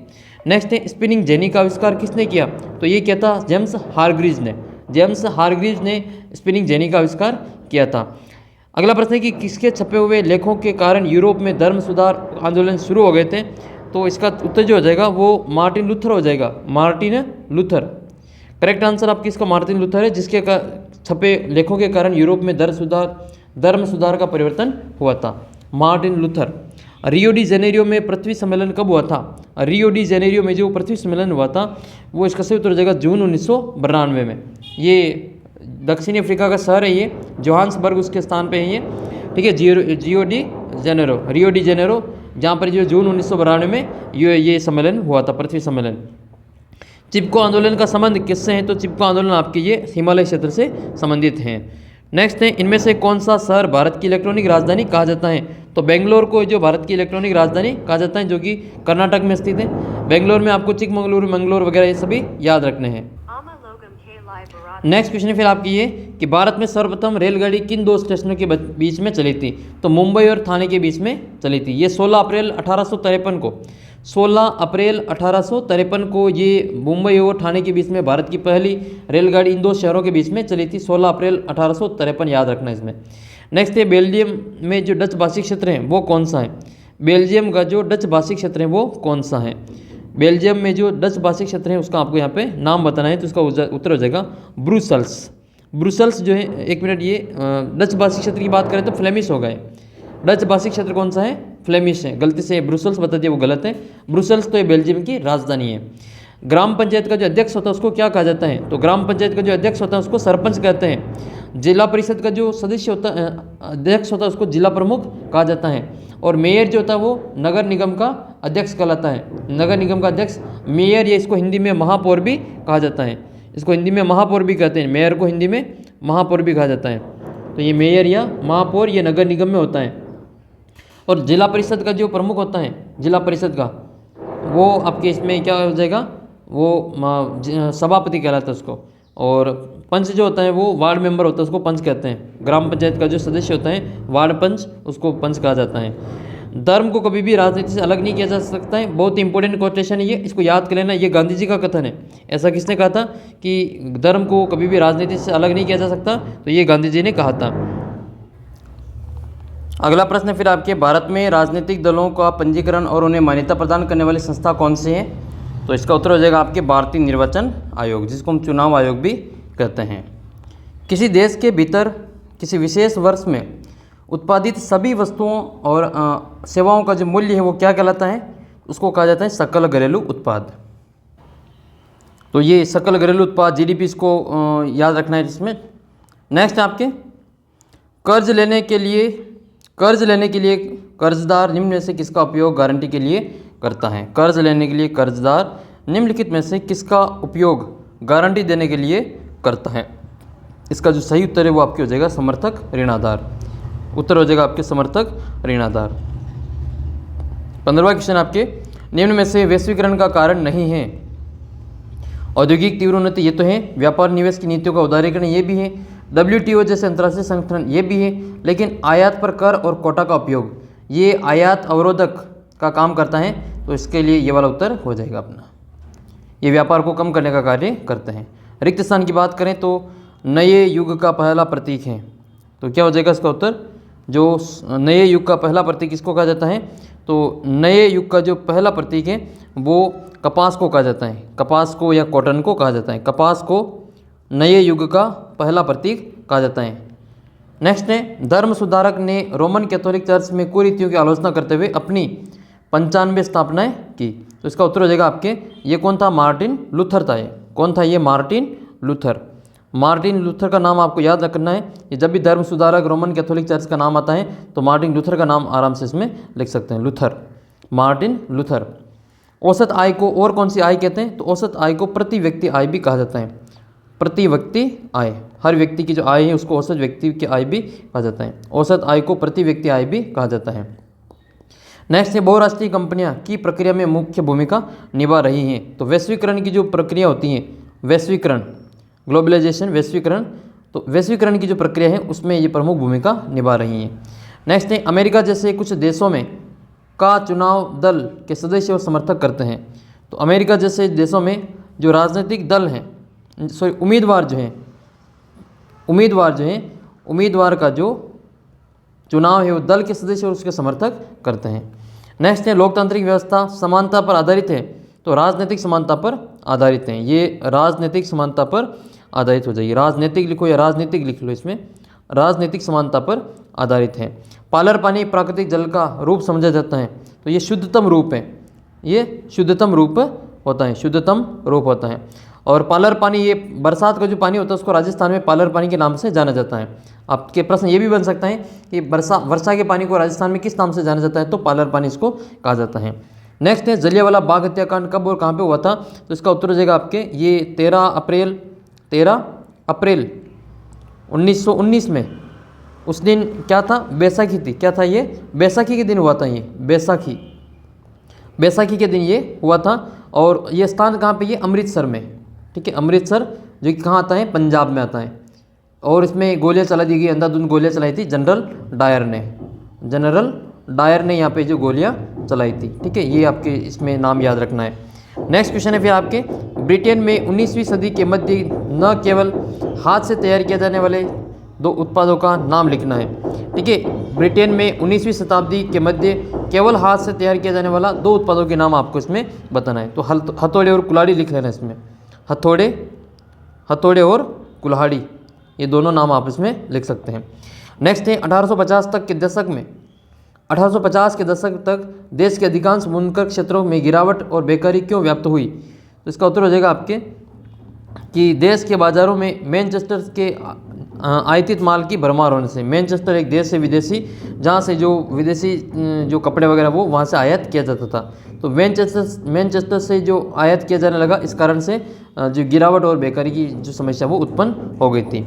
श्रीलंका की तमिल समस्या के कोई 2 कारण बताइए। पहला तो ये है कि श्रीलंका के जो सिंहली हैं, वहाँ के जो सिंहली हैं उनको सरकारी नौकरियों में प्राथमिकता देते हैं। दूसरा ये है कि सिंहली वहाँ की एकमात्र राजभाषा घोषित करना है। जो तमिल समस्या है वहाँ की, ये जो सिंहली समुदाय हैं उनको आरक्षण दिया जाता है नौकरियों में। इसके अलावा दूसरा ये है कि जो सिंहली राजभाषा है वो वहाँ की एकमात्र राजभाषा है। जैसे अपने भारत की जो राजभाषा है वो हिंदी है, राष्ट्रीय भाषा नहीं है, वो राजभाषा है। नेक्स्ट है आपके अगला क्वेश्चन है कि नारीवादी आंदोलन से क्या अभिप्राय हैं? तो वे आंदोलन जो स्त्रियों को पुरुषों के समान अधिकार दिलाने के लिए चलाए गए थे उनको नारीवादी आंदोलन कहा जाता है। नेक्स्ट है, राजनीतिक दल की परिभाषा दीजिए। तो राजनीतिक दल लोगों का एक ऐसा राजनीतिक संगठित समूह होता है जो संवैधानिक उपायों द्वारा सत्ता को प्राप्त करने का प्रयत्नशील रहता है। जैसे बीजेपी है, ये राजनीतिक दल है, कांग्रेस है, राजनीतिक दल है, बसपा है, बहुजन समाज पार्टी, बीजेपी है, तृणमूल कांग्रेस है, शिवसेना है, आम आदमी पार्टी है, राष्ट्रीय लोकतांत्रिक पार्टी है, ये सभी राजनीतिक दलों के रूप में जाने जाते हैं। राष्ट्रीय राजनीतिक दल कितने हैं अभी भारत में? तो ये 2019 तक की बात की जा रही, क्योंकि अपनी किताब में 2019 तक दे रखा है, तो वहाँ पर आपको उत्तर करना है 7, ठीक है। उत्तर कितना करना है? 7। वर्तमान में 1 को हटा दिए, अभी 6 ही है, लेकिन आपको उत्तर 7 ही करना है क्योंकि आपके 19 तक इसमें दिया होगा, तो उत्तर करेंगे इसमें हम 7। तृतीय क्षेत्र की 2 सेवाओं के आपको नाम लिखना है। तो एक तो शिक्षा लिख लेना, शिक्षा, फिर आपको संचार लिख लेना है, शिक्षा है, संचार है, इसके अलावा आपके स्वास्थ्य है, स्वास्थ्य है, परिवहन है, परिवहन जो तुम्हें याद रहे वो लिख लेना इसमें से। भंडारण, इसको तृतीय क्षेत्र को सेवा क्षेत्र कहा जाता है। भारतीय अर्थव्यवस्था में बहुराष्ट्रीय निगमों का एक उदाहरण, एक योगदान बताइए। भारतीय अर्थव्यवस्था में बहुराष्ट्रीय निगमों का एक उदाहरण योगदान बताइए। तो इन निगमों से देश का जो विदेशी निवेश है उनमें वृद्धि हुई है। तो इन बहुराष्ट्रीय निगमों के कारण जो देश में विदेशी निवेश की जो वृद्धि हुई है। विश्व का 2/3 भागों को आवास उपलब्ध कराने वाले देशों के नाम बताइए। तो भारत और नेपाल है इसमें, भारत और नेपाल। भारत और नेपाल ऐसे दो देश हैं जहाँ पर 2/3 भागों का आवास उपलब्ध करवाया जाता है। भारत और नेपाल, भारत का पड़ोसी देश है ये नेपाल।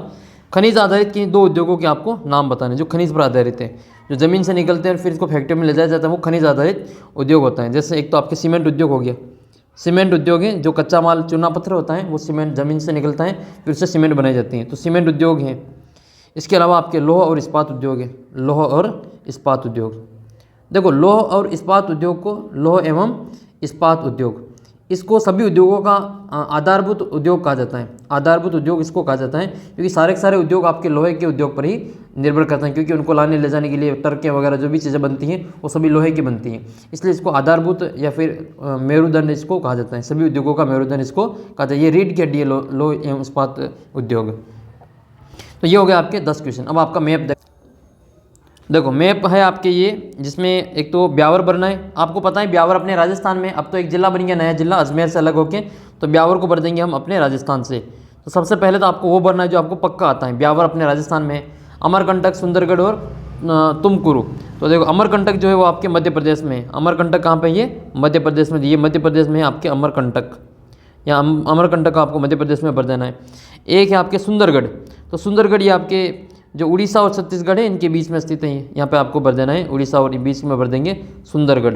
तो ये आपको यहाँ पे लिख लेना है। नेक्स्ट है फिर आपके तुमकुरु।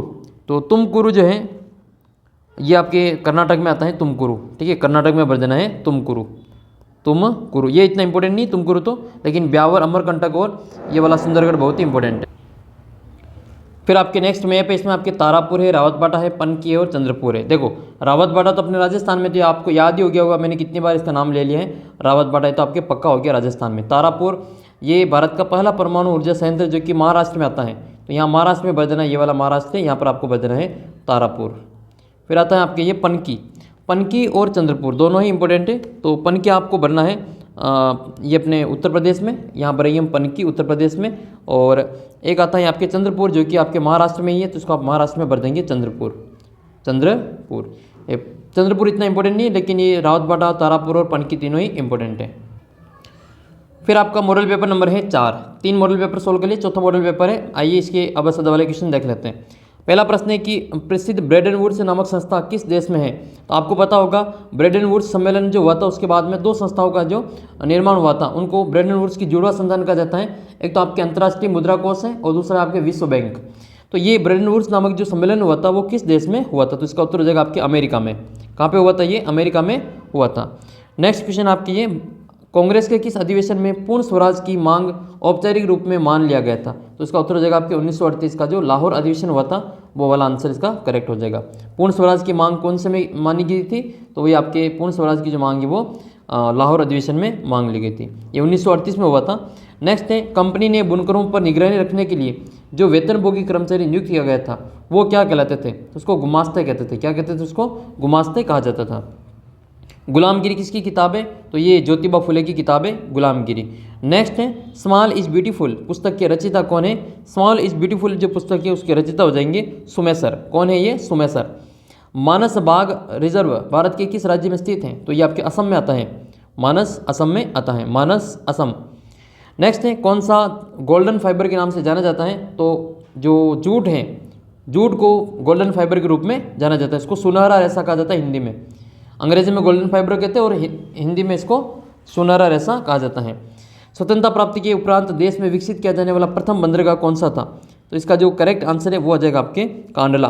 कांडला बंदरगाह जिसको हम वर्तमान में ये दीनदयाल उपाध्याय पता नहीं के नाम से इसको जाना जाता है, तो ये आपके प्रथम बंदरगाह है जो कि स्वतंत्रता के बाद में विकसित किया गया था। तो कांडला ये गुजरात में आता है। इसका वर्तमान में जो नाम है वो पंडित दीनदयाल उपाध्याय बंदरगाह है। शासन के विभिन्न अंगों के बीच सत्ता का बंटवारा क्या कहलाता है? तो उसको शासन के विभिन्न अंगों के बीच सत्ता का जो बंटवारा होता है उसको सत्ता का क्षैतिज वितरण कहा जाता है, जिसमें इसके तीनों अंगों में इसको बांटा जाता है, विधायी और न्यायपालिका, कार्यपालिका, इसमें बंटवारा करते हैं, इसको हम क्षैतिज वितरण कहते हैं। 10वां प्रश्न आपके, निम्नलिखित में से किस देश में लोकतांत्रिक संघीय व्यवस्था नहीं है? इनमें से कौन से देश में लोकतांत्रिक संघीय व्यवस्था नहीं है, मतलब लोकतंत्र उसमें नहीं है? तो इसका उत्तर हो जाएगा आपके इंग्लैंड में। इंग्लैंड में संघीय लोकतंत्र की व्यवस्था नहीं है, बाकी संयुक्त राज्य अमेरिका, स्विट्जरलैंड और भारत में तो हैं। स्थानीय सरकारों में महिलाओं के लिए कितने पद आरक्षित किए गए? तो 33%, 1/3, 33% या 1/3 कर। भारत में निम्न में से किस देश में द्विदलीय व्यवस्था है? इनमें से कौन से देश में द्विदलीय व्यवस्था है? तो संयुक्त राज्य अमेरिका में 2 दलों की व्यवस्था है, बाकी किसी में 1 दलीय, तो बाकी सभी में बहुदलीय है। नेक्स्ट है, भारत में सबसे बड़ा नियोक्ता कौन सा क्षेत्रक है? भारत में सबसे बड़ा नियोक्ता क्षेत्रक कौन सा है, इसका आपको यहाँ पे नाम बताना है। तो सबसे बड़ा जो नियोक्ता क्षेत्र है वो प्राथमिक क्षेत्रक हो जाएगा। नेक्स्ट है फिर आपकी ये समर्थक ऋणदार का सामान्य उदाहरण है। समर्थक ऋणदार का सामान्य उदाहरण क्या है? जमीन, बैंकों में जमा पूंजी, मकान या फिर ये सभी। तो उत्तर हो जाएगा ये सभी। नेक्स्ट है, विभिन्न देशों के बीच तीव्र एकीकरण की जो प्रक्रिया है उसको क्या कहते हैं? तो उसको वैश्वीकरण के नाम से जाना जाता है। अगला क्वेश्चन आपके रिक्त स्थान का है, उद्योगपति नए मजदूरों की भर्ती के लिए प्रायः एक रखता है, तो ये एक जॉबर रखता है। क्या कहता है? ये जॉबर रखता है। तो जो उद्योगपति नए मजदूरों की भर्ती के लिए एक जॉबर रखते हैं, इसका उत्तर आपको यहाँ लिख लेना है, जॉबर। भारत में प्रिंटिंग प्रेस सर्वप्रथम पुर्तगाली धर्म प्रचारकों के साथ में कहाँ आया था? तो ये गोवा में आया था। सबसे पहले गोवा में ये प्रिंटिंग प्रेस खुली थी। नेक्स्ट है, किसमें गिरावट के परिणाम स्वरूप राष्ट्रीय और राज्य की सीमाओं का ख्याल नहीं करते हैं? तो इसका उत्तर हो जाएगा आपके पर्यावरण। नेक्स्ट है, वर्तमान में विश्व में लगभग कितने देश विश्व व्यापार संगठन के सदस्य हैं? विश्व व्यापार संगठन WTO, वर्ल्ड ट्रेड ऑर्गेनाइजेशन, इसके जो सदस्य हैं तो आपके 164 हो जाएगा इसमें। पुराने भारतीय जनसंघ को पुनर्जीवित करके 1980 में कौन सी पार्टी बनी थी? तो ये बीजेपी बनी थी, भारतीय जनता पार्टी। 1980 से पहले बीजेपी का नाम क्या था? तो उसका पहला नाम था आपके भारतीय जनसंघ। ये भारतीय जनसंघ थी जो 1980 में फिर इसको बीजेपी के रूप में वापस पुनर्जीवित किया गया था। गैर लोकतांत्रिक व्यवस्थाएं आमतौर पर अपने अंदरूनी सामाजिक मतभेदों को दबाने की कोशिश करती हैं। वर्षा का जल, कौन सा जल? पहला जल। वर्षा का पहला जल छत और नलों को साफ करने में प्रयोग होता था। अगला प्रश्न है, इनलैंड इमिग्रेशन एक्ट क्या था? इनलैंड इमिग्रेशन एक्ट क्या था? तो इस एक्ट में जो बागान में काम करने वाले मजदूर थे उनको बिना इजाज़त के जो बाहर जाने की छूट नहीं होती थी। ये गिल्डर्स से आप क्या समझते हैं? तो गिल्डर्स जो होते थे वो उत्पादकों का एक संगठन होता था जो कारीगरों को प्रशिक्षण देने का कार्य करता था और उत्पादकों पर जो नियंत्रण रखने का कार्य करते थे। अगला प्रश्न आपकी ये कि भारत में पहली कपड़ा मिल कहाँ स्थापित की गई? तो ये बम्बई में स्थापित की गई थी 1854 में। पहली कपड़ा मिल 1854 में बम्बई में इसको स्थापित किया गया था। बेल्जियम में तुलनात्मक रूप से कौन से लोग ज़्यादा समर्थ और ताकतवर हैं? इसका उत्तर हो जाएगा अल्पसंख्यक फ्रेंच लोग। पितृसत्तात्मक समाज कौन सा होता है? तो पितृसत्तात्मक समाज वह होता है जो पुरुष प्रधान होता है, परिवार का जो शासन है वो पिता के हाथ में होता है, इसको पितृसत्तात्मक समाज कहा जाता है। नेक्स्ट क्वेश्चन आपके ये, राजनीतिक दल के 2 कार्य लिखिए। तो राजनीतिक दल का जो 2 कार्य कौन कौन से? एक तो चुनाव लड़ना होता है, पहला कार्य तो चुनाव लड़ना, दूसरा कार्य है सरकार बनाना और विपक्ष या फिर विपक्ष की भूमिका निभाना। नेक्स्ट क्वेश्चन है, असंगठित क्षेत्र के 2 दोष बताइए। एक तो कर्मचारी और श्रमिकों का नियमित वेतन नहीं मिलता है, रोजगार नहीं मिलता नियमित, और इस क्षेत्र में अवकाश और अन्य भत्ते नहीं मिलते हैं। वैश्वीकरण का कोई एक महत्व या फिर लाभ बताइए। तो वैश्वीकरण से विभिन्न देशों के बीच अधिक से अधिक वस्तुओं और सेवाओं तथा निवेश और प्रौद्योगिकी का आदान प्रदान हो रहा है। नेक्स्ट है, वन पारिस्थितिकी तंत्र किस प्रकार महत्वपूर्ण भूमिका निभाते हैं? तो वन पर प्राथमिक उत्पादक होते हैं जिन पर दूसरे सभी जीव निर्भर करते हैं। इस रूप में वन पारिस्थितिकी तंत्र में अपनी महत्वपूर्ण भूमिका निभाते हैं। एल्यूमिनियम उद्योग की स्थापना की 2 महत्वपूर्ण आवश्यकताएं लिखनी है। एक तो नियमित ऊर्जा की पूर्ति चाहिए, नियमित ऊर्जा की आपूर्ति होनी चाहिए इसमें। दूसरा है कि कम कीमत पर कच्चे माल की उपलब्धता होनी चाहिए। फिर आपको इंडिया के मैप में बनना है पनकी। पनकी कहाँ पे आता है? ये पनकी आता है आपके उत्तर प्रदेश में। पनकी, इसके अलावा पचिरा है और हरदुआगंज है, ये सभी आपके कहाँ पे आते हैं? ये उत्तर प्रदेश में भरने हैं। ठीक है, ये पनकी, हरदुआगंज और पचिरा, ये तीनों ही आपको यहाँ उत्तर प्रदेश में भर देने हैं। जबकि कोरबा कहाँ आता है? कोरबा आपके छत्तीसगढ़ में आता है। कोरबा छत्तीसगढ़, कोरबा छत्तीसगढ़ में भर देना है। यहाँ पे आपके छत्तीसगढ़ ये वाला जो भाग है वो छत्तीसगढ़ का है, ये वाला हिस्सा पूरा छत्तीसगढ़ का है, यहाँ कोरबा को भर देना है। नेक्स्ट है फिर आपके हजारीबाग, तो हजारीबाग ये आपके झारखंड में आता है, हजारीबाग झारखंड में, जो कि यहाँ वाला जो हिस्सा है वो झारखंड वाला हो जाएगा। इसके अलावा आपके दूसरा इसमें आपके जगदीशपुर, जो कि यूपी में आता है जगदीशपुर, ठीक है। हजीरा विजयपुर और जगदीशपुर, हजीरा विजयपुर और जगदीशपुर, ये जो गैस पाइपलाइन है वो आपके इसी से होकर गुजर रही है। हजीरा यहाँ पे है, विजयपुर आपके मध्य प्रदेश में है और जगदीशपुर आपके उत्तर प्रदेश में है। तो हजीरा, विजयपुर और ये जगदीशपुर, ये वाली जो लाइन है वो उसको गैस पाइपलाइन के रूप में इसको जाना जाता है। यहाँ से अपने राजस्थान में भी इसका कनेक्शन है अंता से, अंता जो कि 12 जिले में आता है, वहाँ पर इसकी जो पाइपलाइन लगी हुई है। इसके अलावा आपको बनना है इसमें गोवा, तो गोवा ये छोटा सा राज्य है, इसमें महाराष्ट्र और कर्नाटक के बीच में एक छोटा सा यहाँ पे राज्य है। यहाँ पर मारमा गाँव एक पोर्ट भी है यहाँ पे, ये वो आपको ध्यान रखना है, मारमा गाँव। नेक्स्ट फिर आपके मॉडल पेपर नंबर 5 की ओर बढ़ते हैं, ये आपका 5वां मॉडल पेपर है। तो ब्रेडन वुड्स नामक जो सम्मेलन है वो किस संस्था की स्थापना हुई थी? तो ब्रेडन वुड्स की जो सम्मेलन हुआ था, इसमें किस संस्था का जन्म हुआ था? तो अंतर्राष्ट्रीय मुद्रा कोष, और दूसरा है इसमें एक और आपको याद रखना है विश्व बैंक। इन दोनों को, विश्व बैंक को और आपके ये अंतर्राष्ट्रीय मुद्रा कोष को, ब्रेडन वुड्स सम्मेलन की जुड़वा संतान कहा जाता है। इन दोनों का जन्म एक साथ हुआ था, इसलिए इसको जुड़वा संतान कहा जाता है। जन्म का मतलब इनकी स्थापना एक ही साथ में हुई थी, वो इस सम्मेलन के बाद में की गई थी। नेक्स्ट है 6 अप्रैल 1930 को दांडी में नमक बनाकर महात्मा गांधी ने जिस आंदोलन को शुरू किया वह कौन सा था? तो वो था सविनय अवज्ञा आंदोलन। तो ये दांडी मार्च कब शुरू हुआ था? ये नमक कब तोड़ा था, नमक कानून? तो ये 6 अप्रैल 1930 को तोड़ा था। दांडी मार्च शुरू कहाँ से हुआ था? ये साबरमती आश्रम से शुरू हुआ था। 2 जादूगर चित्र में अलादीन किसका प्रतीक है? तो ये पूरब और अतीत का प्रतीक है। इसके बाद में क्वेश्चन है छापाखाना प्रकृति का सबसे ताकतवर औजार है और वह बन रही जनमत की आंधी में निरंकुशवाद उड़ जाएगा, यह कथन किसका है? तो ये लुई सेबेस्तिये मर्सिये का है, लुई सेबेस्तिये मर्सिये का ये कथन है। अगला प्रश्न है अधिकतर गहरी और अम्लीय किस मृदा का गुण है? तो ये लेटराइट मृदा का गुण हो जाएगा, जिसका पीएच मान 6 से कम होता है। बहुत ही अम्लीय होती हैं ये, जिसका पीएच मान 7 से कम होता है वो सारी अम्लीय होती हैं। केरल में स्थित रिजर्व कौन सा है? Tiger reserve. तो केरल में आपके हैं पेरियार जो है आपके केरल में स्थित है। जबकि बक्सा जो है, बक्सा ये आपके पश्चिम बंगाल में आता है, बक्सा टाइगर रिजर्व। मानस टाइगर रिजर्व ये आपके असम में आता है, और कार्बेट, जिम कार्बेट ये आपके उत्तराखंड में आता है। इसके अलावा अपने अलवर ज़िले में आता है ये सरिस्का जो टाइगर रिजर्व है वो आपके अलवर ज़िले में राजस्थान में आता है, सरिस्का। और एक आपके रणथंभौर नेशनल जो टाइगर रिजर्व है वो रणथंभौर सवाई माधोपुर ज़िले में आता है। लोहा इस्पात उद्योग हैं, तो लोहा इस्पात उद्योग को आधारभूत या फिर बेसिक उद्योग कहा जाता है, इसमें बेस उद्योग कहा जाता है, क्योंकि सारे उद्योग इसी लोहे उद्योग पे निर्भर करते हैं। क्योंकि जितनी भी फैक्ट्रियाँ वगैरह लगेगी, सारा उसमें माल लाने ले जाने की जितने भी सामान बनेंगे वो लोहे के बनेंगे, और लोहा नहीं होगा तो सारे उद्योग जो इस प्रकार से वो खड़े नहीं हो पाएंगे। अगला प्रश्न है सीमा सड़क संगठन कब बनाया गया? सीमा सड़क संगठन कब बनाया गया? तो इसका जो करेक्ट आंसर है वो 1960 कर देंगे, 1960 में इसकी स्थापना की गई थी।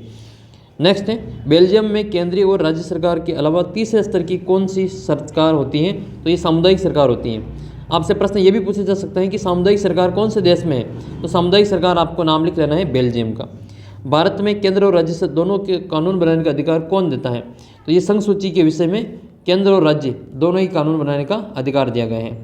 लैंगिक असमानता का आधार नहीं है, तो स्त्री पुरुष की जो जैविक बनावट है वो लैंगिक असमानता का आधार नहीं है। भारत में कौन सा दलीय व्यवस्था है? तो भारत में बहुत सारे दल है, तो बहुदलीय व्यवस्था हो जाएगी, बहुदलीय व्यवस्था। महात्मा गांधी राष्ट्रीय ग्रामीण रोजगार गारंटी, महात्मा गांधी राष्ट्रीय ग्रामीण रोजगार गारंटी अधिनियम कब बनाया गया? तो ये 2005 में बनाया गया, तो इसका उत्तर हो जाएगा 2005 में। इसको मनरेगा भी कहा जाता है, इसको मनरेगा भी कहा जाता है। नरेगा जो बना था वो 2005 में बना था। ठीक है, अगला प्रश्न आपके अनौपचारिक क्षेत्र में ऋणदाताओं की गतिविधियों को देख रेख करने वाली संस्था कौन सी होती हैं? तो अनौपचारिक जो क्षेत्र में ऋणदाता होते हैं उनको देख रेख करने वाली इनमें से कोई सी भी संस्था नहीं है, न तो आरबीआई है, न केंद्र सरकार है, न ही राज्य सरकार है। इसका उत्तर हो जाएगा उपरोक्त में से कोई नहीं। वैश्वीकरण की सुगमता प्रदान करने वाला कारक है, तो वैश्वीकरण को एक तो प्रौद्योगिकी में तीव्र उन्नति हुई है, इसके कारण भी हुई है, व्यापार और निवेश की नीतियों में उदारीकरण है, और विश्व व्यापार संगठन का दबाव है। इन सभी के कारण वैश्वीकरण को सुगमता प्रदान की जा रही है। फिर आपके 7 रिक्त स्थान की क्वेश्चन पूछे जाएंगे। पहला प्रश्न आपके ये है कि बच्चों की चीज़ों को प्रचार करने के लिए किसकी छवि का सबसे ज़्यादा इस्तेमाल किया जाता था? तो बच्चों की चीज़ों का प्रचार करने के लिए जो बाल कृष्ण है, बाल कृष्ण जो छोटे कृष्ण हैं उनका जो छवि है उनका उपयोग सबसे ज़्यादा किया जाता था। 1870 के दशक में भारतीय पत्र पत्रिकाओं में सामाजिक राजनीतिक विषयों पर टिप्पणी करते हुए कैरिकेचर और छपने लगे। और क्या छपने लगे? तो कैरिकेचर और कार्टून छपने लगे, कैरिकेचर और कार्टून। नेक्स्ट है मानव विकास रिपोर्ट देशों की तुलना शैक्षिक स्तर, स्वास्थ्य स्थिति और के आधार पर करती हैं। तो प्रति व्यक्ति आय, शैक्षिक स्तर और आपके स्वास्थ्य की स्थिति। एक तो शैक्षिक स्तर, शिक्षा, स्वास्थ्य और प्रति व्यक्ति आय, इन तीनों के आधार पर जो मानव विकास की रिपोर्ट दो देशों की तुलना करती है। तो प्रति व्यक्ति आय, शिक्षा, स्वास्थ्य और प्रति व्यक्ति आय के आधार पर दो देशों की तुलना मानव विकास रिपोर्ट करती है। नेक्स्ट है बहुराष्ट्रीय कंपनियों द्वारा किए गए निवेश को कहा जाता है, तो उसको विदेशी निवेश कहा जाता है, उसको विदेशी निवेश कहा जाता है, विदेशी निवेश कहा जाता है। बहुराष्ट्रीय कंपनियां जो निवेश करती हैं उसको विदेशी निवेश कहा जाता है। विधायकों और सांसदों को करने से रोकने के लिए संविधान में संशोधन किया गया। तो दल बदल। अभी जैसे चुनाव आने वाले तो कई सारे जो नेता हैं वो अपने दल को बदल देते हैं टिकट नहीं मिलने के कारण या टिकट पाने के कारण, ये दल बदल। तो दल बदल करने के रोकने के लिए संविधान में संशोधन किया गया। नेक्स्ट फिर क्वेश्चन आपके, व्यक्ति की और आज़ादी के मामले में लोकतांत्रिक व्यवस्था किसी अन्य शासन प्रणाली से काफ़ी आगे है। तो व्यक्ति की गरिमा और आज़ादी के मामले में इसमें बनना आपको गरिमा, व्यक्ति की गरिमा और आज़ादी के मामले में लोकतांत्रिक व्यवस्था किसी अन्य शासन प्रणाली से काफ़ी ज़्यादा आगे हैं। नेक्स्ट है में नदियों और झरनों के जल को बांस द्वारा बने पाइप के द्वारा एकत्रित करने की 200 वर्ष पुरानी विधि प्रचलित होती है। ये किस में प्रचलित है? ये आपके मेघालय में प्रचलित है। इसका उत्तर करेंगे हम मेघालय जो कि 7 सिस्टर में आता है, मेघालय। ये पश्चिमी भारत का जो एक हिस्सा है, इधर वाले हिस्से में मेघालय, मिजोरम, नागालैंड, ये वाले सारे जो 7 राज्य हैं इनको 7 सिस्टर के नाम से जाना जाता है। अगला प्रश्न आपके पिकेटिंग। तो पिकेटिंग क्या है? तो पिकेटिंग का मतलब ये होता है कि पिकेटिंग प्रदर्शन के विरोध का एक ऐसा स्वरूप है जिसमें लोग किसी दुकान, कार्यालय या कारखाने के भीतर जाने का रास्ता रोक लेते हैं। तो वो कोई भी विरोध करना चाहते हैं तो उसमें दुकान के अंदर जो जाने का रास्ता होता है उसको रोक लेते हैं, इसको पिकेटिंग कहा जाता है। आदि औद्योगिकरण से आप क्या समझते हैं? तो फैक्ट्रियों की स्थापना से पहले औद्योगिक अवस्था को आदि औद्योगिकरण कहा जाता है। नेक्स्ट है बाजार। भारतीय बाजार में मैनचेस्टर से आयातित मालों की भरमार और से भारतीय बुनकरों पर क्या प्रभाव पड़ा? तो प्रभाव ये पड़ा कि वहाँ पर जो अधिकतर क्षेत्रों में जो गिरावट आ गई और बेरोजगारी फैल गई थी। बहुसंख्यक कायम करने के लिए श्रीलंका सरकार द्वारा उठाए गए एक कदम का उल्लेख कीजिए। तो श्रीलंका सरकार द्वारा 1956 में एक कानून बनाया गया जिसमें सिंहली को एकमात्र राजभाषा घोषित कर दिया था। सांप्रदायिक राजनीति से क्या अर्थ है? तो सांप्रदायिक राजनीति का मतलब ये होता है कि जब राजनीति में अन्य धर्मों की तुलना में एक धर्म को श्रेष्ठता दी जाती है तो उसको सांप्रदायिक राजनीति कहा जाता है। जबकि भारत में जो भारत को धर्मनिरपेक्ष राष्ट्र कहा जाता है, तो यहाँ पर जो सभी धर्मों को जो मानने की अनुमति है, इनकी भारत का जो कोई अपना जो फिक्स एक धर्म नहीं है, इस कारण जो इसमें धर्मनिरपेक्ष राज्य है। नेक्स्ट आपके विदेशी या विपक्षी दल क्या करता है? तो विपक्षी दल जो होता है वो सरकार की जो गलत नीतियाँ और असफलता होती है उसकी आलोचना करते हुए अपनी राय जनता के सामने रखता है। जैसे अभी जो सरकार है वो एनडीए की सरकार है, एनडीए की सरकार है, जो बीजेपी समर्थित पार्टी है उन सभी की सरकार है। तो अभी विपक्ष में है कांग्रेस और उसकी जो बाकी पार्टियां हैं वो सभी जो विपक्ष में है। तो विपक्ष का काम क्या है? जो एनडीए की जो सफलता है, जो असफलता है और इनकी जो गलत नीतियां हैं उनका जो लोगों के सामने, जनता के सामने लाना, उनको बताना, ये विपक्षी दल का जो प्रमुख कार्य होता है। संगठित क्षेत्र का क्या अभिप्राय है? तो वे कार्य क्षेत्र होते हैं, वे कार्यस्थान होते हैं जहाँ पर जो रोजगार की अवधि नियमित होती है, सरकारी नियमों की अनुपालना होती है और महीने का जो इसमें मासिक वेतन व्यवस्था उसमें मासिक होती है, हर महीने में इसमें वेतन मिलता है। जैसे जितनी भी सरकारी नौकरियां हैं वो इसमें आप पे शामिल हैं। इसके अलावा बहुराष्ट्रीय कंपनियों से आप क्या समझते हैं? तो बहुराष्ट्रीय कंपनियां क्या होती हैं? बहुराष्ट्रीय कंपनियां ऐसी कंपनियां होती हैं जिनका व्यवसाय एक से अधिक राष्ट्रों में फैला होता है, जिनका व्यवसाय एक से अधिक राष्ट्रों में फैला होता है, उसको बहुराष्ट्रीय कंपनियां कहते हैं। हिंदुस्तान यूनिलीवर लिमिटेड और आपके कोका कोला, ये आपके इसके उदाहरण हैं। जैव विविधता की दृष्टि से भारत धनी देश है, इसको स्पष्ट कीजिए। तो जैव विविधता की दृष्टि से भारत एक धनी देश है क्योंकि यहाँ पर लगभग 16 लाख जैव उपजातियाँ पाई जाती हैं। हल्के उद्योग से आपका क्या अभिप्राय है? तो हल्के उद्योग क्या होते हैं? वे उद्योग जो कम बार वाले कच्चे माल का प्रयोग करके हल्के माल तैयार करते हैं, तो उसको हम हल्के उद्योग कहते हैं। देखो इसमें आपके मैप में बनना एक तो रावत बाटा। रावत बाटा तो आपको पक्का याद होगी, अब तो आप नहीं बोलेंगे रावत बाटा को। तो रावत बाटा तो हो गया अपने राजस्थान में, ठीक है, रावत बाटा हो गया राजस्थान में। नरोरा, ये तो सभी को पता है, नरोरा और रावत बाटा ये पास में ही है, ये मतलब ये यूपी में है नरोरा, और रावत बाटा है अपने राजस्थान में। दोनों ही परमाणु ऊर्जा संयंत्र हैं। इसके अलावा इंदौर, याद रखना ये इंदौर नहीं है, मैं वापस बता देता हूँ, ये इंदौर नहीं है। अगर इंदौर होता तो इसको मध्य प्रदेश में भर देते, ये इंदौर है। और इंदौर कहाँ पे पड़ता है? ये पड़ता है तमिलनाडु में। इंदौर कहाँ पे आता है? ये तमिलनाडु में। ध्यान रखना इसको भरते समय, 2 बार पढ़ लेना इसको। ये इंदौर नहीं है, ये इंदौर है।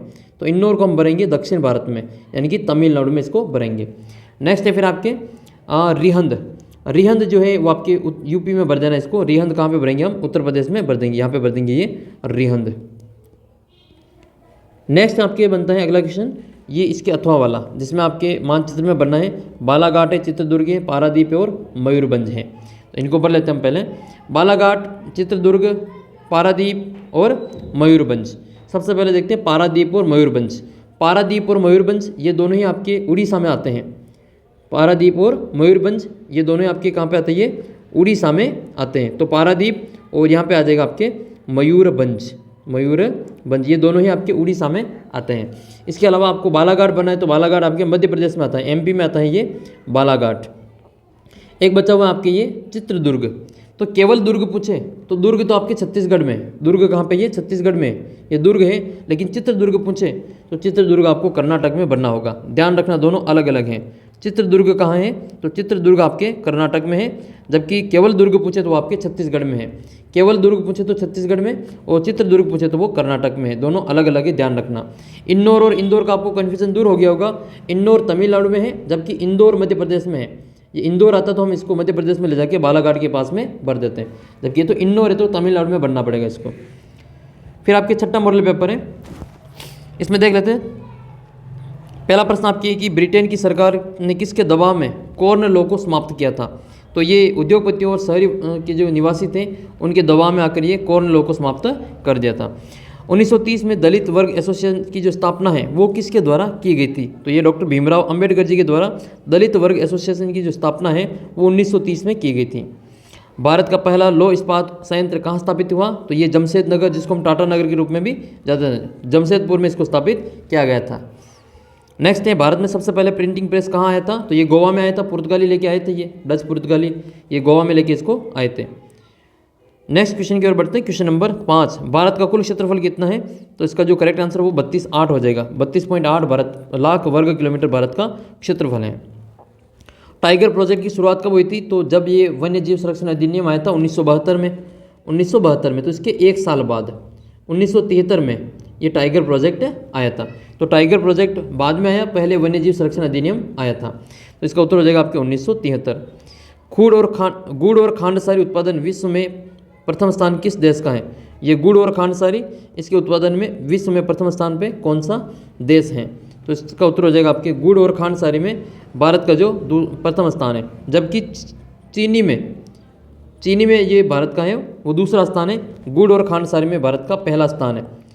नेक्स्ट है, वैसे खांड और शक्कर, इसमें दोनों में अलग थोड़ा अंतर होता है। इसमें स्वर्णिम चतुर्भुज महाराजमार्ग का प्रमुख उद्देश्य क्या है? तो स्वर्णिम जो चतुर्भुज बना हुआ है इसका प्रमुख उद्देश्य क्या है?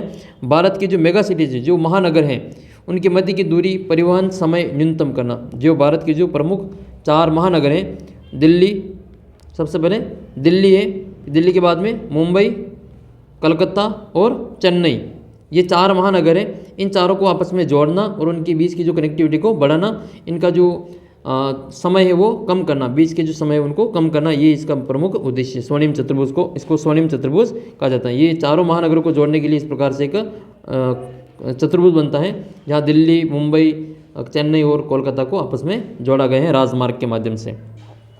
श्रीलंका में गृह युद्ध का जो अंत है वो कब हुआ था? इसका आंसर हो जाएगा आपके 2009 में। 2009 में श्रीलंका में गृह युद्ध को अंत हो गया था। केंद्र और राज्य के मध्य विधायी सरकार अधिकारों को कितने हिस्सों में बांटा गया है? तो केंद्र और राज्य के मध्य विधायी अधिकारों को 3 हिस्सों में बांटा गया है। कितने हिस्से हैं? 3 हिस्से हैं। देखो, एक तो हो जाएगा संघ सूची, एक तो है संघ सूची, दूसरी है राज्य सूची और तीसरी है समवर्ती सूची। समवर्ती सूची, ये तीनों सूचियों में, ये 3 स्तरों में इसको 3 भागों में इसको बांटा गया है। अगला प्रश्न आपके, भारत में राज्यों की विधानसभाओं में महिलाओं का प्रतिनिधित्व कितना है? तो भारत की जो विधानसभा है इनमें महिलाओं का प्रतिनिधि लगभग 5% ही है लगभग, जबकि पंचायती राज में चुनाव जो होता है इसमें आरक्षण कितना होता है? 33%, 1/3 होता है। चीन में शासन करने वाली अकेली पार्टी क्या है? देखो, चीन में अकेली पार्टी शासन करती है और उसका जो नाम है वो, चीन के जो सरकार है उसका नाम क्या है? यानी कि वहाँ की जो पार्टी है, चीन की जो पार्टी, उसका नाम है आपकी कम्युनिस्ट पार्टी। ठीक है, वहाँ की एक ही पार्टी, उसका नाम है कम्युनिस्ट पार्टी। इसीलिए ये एक दलीय व्यवस्था है चीन में। चीन में है, कोरिया में है, वहाँ पर एक ही दल का जो राज चलता है। उन लोगों की बेरोजगारी और जिनके पास कोई रोज़गार नहीं है, बेकार उठाए बैठे हैं, क्या कहलाती हैं? उन लोगों की बेरोजगारी जिनके पास कोई रोज़गार नहीं है, बेकार बैठे हुए हैं, क्या कहलाती हैं? उसको कहा जाता है खुली बेरोजगारी। क्या कहते हैं इसको? खुली बेरोजगारी। नेक्स्ट है, निम्न से कौन सा कथन सही है? तो इसका सही आंसर हो जाएगा आपके ब वाला सही। इसमें अनौपचारिक क्षेत्र का ऋणदाता प्रायः अधिक ब्याज वसूलता है, जबकि औपचारिक में अधिक ब्याज नहीं वसूलता है। किस कारण ईस्ट इंडिया कंपनी भारत की ओर आकर्षित हुई थी? तो किसके कारण हुई थी? तो भारत की ओर आकर्षित होने का प्रमुख कारण था व्यापारिक हित। व्यापार करने के लिए ये आए थे। विदेश को गुलाम बनाकर 400 वर्षों तक इन्होंने राज किया और फिर वापस 1947 में ये वापस गए थे। दूसरा क्वेश्चन आपके रिक्त स्थान का आएगा, 19वीं सदी के अंत में निर्माता अपने उत्पादों को बेचने के लिए छपवाने लगे। तो क्या छपवाने लगे? कैलेंडर। रिक्त स्थान में बना है आपको कैलेंडर। यूरोप में विकसित नामक साहित्यिक विधा जिंदगी के तजुर्बों और रिश्तों को देखने की ज़रूरतों को पूरा करने में सक्षम है। इसका उत्तर हो जाएगा आपके उपन्यास। नेक्स्ट है, किसी देश की आय उस देश के सभी लोगों की आय होती है। किसी भी देश की जो आय होती है वह उस देश के सभी लोगों की आय होती है। लोगों की आय या व्यक्तियों की आय होती है। सभी निवासियों की आय कर दो या फिर सभी निवासियों की आय होती है। नेक्स्ट आपके, एक साथ बहुत सारे देशों में व्यवसाय करने वाली कंपनी को कौन सा निगम कहा जाता है? तो एक साथ बहुत सारे देशों में ये व्यवसाय करने वाली कंपनी को बहुराष्ट्रीय निगम कहा जाता है। बहुराष्ट्रीय कंपनी उसको कहा जाता है। जिसका जो व्यापार है वो एक से अधिक देशों में फैला होता है, उसको बहुराष्ट्रीय कंपनी कहा जाता है। राजनीतिक दल किसी समाज के बुनियादी राजनीतिक विभाजन को दर्शाता है। विभाजन को दर्शाता है। नेक्स्ट है, वास्तविक जीवन में लोकतांत्रिक व्यवस्थाएं असमानताओं को कम करने में ज़्यादा सफल नहीं हो पाई हैं। तो कौन सी ये सरकार है? तो इसका उत्तर हो जाएगा आपके आर्थिक असमानताओं को कम करने में ज़्यादा सफल नहीं हो पाई है लोकतांत्रिक व्यवस्थाएं। नदी शोक की नदी कहा जाती है। तो कौन सी नदी को कहा जाता है? ये दामोदर नदी को शोक की नदी कहा जाता है। अगला क्वेश्चन आपके अति लघुतरात्मक है। तीसरे में, असहयोग आंदोलन में भाग लेने वाले किसानों की किन्हीं 2 प्रमुख मांगों को लिखिए। पहला तो है कि लगान में कमी करना, और दूसरा क्या था? दूसरा था आपकी बेगार की समाप्ति। बेगार क्या होता है? बिना मजदूरी के कार्य करवाना बेगार कहलाता है। तो बेगार की समाप्ति। फिर इसके बाद में आपके तीसरा प्रश्न है कि स्टेपलर्स क्या है? ये स्टेपलर्स, इसकी चर्चा हमने पहले वाले मॉडल पेपर में भी की थी कि स्टेपलर उस व्यक्ति को कहते हैं जो रेशों में के हिसाब से ऊन को स्टेपल करता है या फिर छांटता है। ठीक है, ध्यान रखना, ये स्टेपलर वो वाला स्टेपलर नहीं, पिने लगाने वाला, ध्यान रखना, इसमें थोड़ा सा अलग है। ये कोई व्यक्ति का नाम है स्टेपलर्स। बुनकरों ने कपड़ों के उत्पादन बढ़ाने के लिए क्या उपाय किया? तो इसमें उन्होंने फ्लाई शटल वाले हथकरघों का प्रयोग किया था। फ्लाई शटल वाले जो करघे आते हैं उनका प्रयोग करना शुरू कर दिया था। सत्ता का ऊर्ध्वाधर वितरण से क्या मतलब है? तो सत्ता, जब सरकार के बीच विभिन्न स्तरों पर सत्ता का बंटवारा होता है तो उसको सत्ता का ऊर्ध्वाधर वितरण कहा जाता है। नेक्स्ट है नारीवाद का क्या अर्थ है? ये पहला आया था 2022 में ये अबसदा में। तो नारीवाद क्या होता है? नारीवाद एक विचार है जो कहता है कि स्त्रियों को भी समाज में वही स्थिति प्राप्त हो जो कि पुरुषों को प्राप्त है। ये फेमिनिज्म का जो अर्थ होता है इसमें। नेक्स्ट है, लोकतंत्र में राजनीतिक दल की क्या आवश्यकता है? तो लोकतंत्र में जवाबदेही और उत्तरदायी सरकार हेतु तो राजनीतिक दलों की महत्वपूर्ण आवश्यकता होती है। मध्यवर्ती वस्तुएं किन्हें कहा जाता है? तो मध्यवर्ती वस्तुएं वे वस्तुएं होती हैं जिन्हें अंतिम वस्तुओं और सेवाओं के उत्पादन में इस्तेमाल किया जाता है, उनको मध्यवर्ती वस्तुएं कहा जाता है। विश्व व्यापार संगठन की स्थापना का प्रमुख उद्देश्य क्या था? विश्व व्यापार संगठन, जिसको हम WTO कहते हैं, वर्ल्ड ट्रेड ऑर्गेनाइजेशन इसका पूरा नाम होता है। और इसकी स्थापना क्यों की गई? तो इसका प्रमुख जो स्थापना का उद्देश्य ये था कि सदस्य देशों के बीच सदस्य देशों के बीच व्यापार करने के लिए विश्व व्यापार संगठन ने इसकी स्थापना की थी। और कितने देश अभी वर्तमान में इसमें 164 सदस्य देश हैं। भारत में जैव विविधता को कम करने वाले 2 कारक बताइए। तो एक तो ये वन्य जीवों का आवास का जो विनाश होता जा रहा है, जंगल दिन दिन करते जा रहे हैं, जंगली जानवरों का शिकार किया जा रहा है। दूसरा है कि पर्यावरण प्रदूषण बढ़ता जा रहा है। उपभोक्ता उद्योग से क्या अभिप्राय है? तो वे उद्योग जो कि उत्पादन उपभोक्ताओं के सीधे उपयोग के लिए करते हैं उनको उपभोक्ता उद्योग कहा जाता है। ये जलियांवाला बाग हत्याकांड तो आपने इसको रट रखा होगा, अमृतसर में हुआ था ये, पंजाब के अमृतसर में। उस दिन बैसाखी का दिन था और 13 अप्रैल 1919 के दिन जो एक सभा हो रही थी जहाँ पर जो जनरल डायर ने बिना किसी सूचना दिए, बिना किसी चेतावनी दिए इस शांतिपूर्ण सभा पर जो गोली चलाने का आदेश दे दिया था। इसमें सैकड़ों निर्दोष व्यक्ति अपनी जान दे दी थी और कई लोग जिसमें घायल हो गए थे। अगला क्वेश्चन आपके 22वां क्वेश्चन है ये, इनमें आपके मैप में बनाइए। फरीदाबाद है, नामरूप है और कोटागुंडम है और आपके उरन है। तो ये तो कोई इंपॉर्टेंट है नहीं आपके, ये सेकंड वाला आपके इंपॉर्टेंट है। केंदुझर, बिलासपुर, बेलाडीला और चिकमंगलुरु। चिकमंगलुरु बेंगलोर के पास में स्थित है। बेंगलोर तो आप जानते ही हैं, इसको भारत की इलेक्ट्रॉनिक्स राजधानी कहा जाता है बेंगलोर। और ये बेंगलोर, मंगलोर, चिकमंगलुरु ये तीनों आपके कर्नाटक में आते हैं, तो इसको तो भरेंगे हम कर्नाटक में। ये वाला चिकमंगलुरु आपको यहाँ भर देना है। फिर भरना आपको बेलाडीला। बेलाडीला और बिलासपुर ये दोनों ही छत्तीसगढ़ में आते हैं, ये छत्तीसगढ़ में भर देंगे बेलाडीला और बिलासपुर। केलझर कहाँ भरेंगे? ये केंदुझर कहाँ भरेंगे? तो इसको उड़ीसा में भरना पड़ेगा, यहाँ पे केंदुझर उड़ीसा में भर देंगे। Model paper number 7 model paper ये 7वां, और इसमें हम देखेंगे 15 MCQ, 7 रिक्त स्थान, 10 वन लाइन, 1 मैप। पहला क्वेश्चन आपकी ये कि भारतीय श्रमिकों को अनुबंध के तहत दूसरे देश में ले जाने की जो प्रथा है उसको कब खत्म किया गया था? उसको खत्म किया था ये 1921 में। और जो अनुबंधित मजदूर होते थे, श्रमिक होते थे, उनको गिरमिटिया श्रमिक कहा जाता था, उनको गिरमिटिया श्रमिक कहा जाता था। नेक्स्ट है पुन्ना पैक्ट किन के बीच में हुआ था? तो पुन्ना पैक्ट हुआ था आपके महात्मा गांधी और अंबेडकर जी के बीच में। तो महात्मा गांधी और डॉक्टर भीमराव अंबेडकर के बीच में ये पुन्ना पैक्ट हुआ था। अगला प्रश्न है 1840 के दशक में ब्रिटेन के सबसे फलते फूलते उद्योग कौन सा था?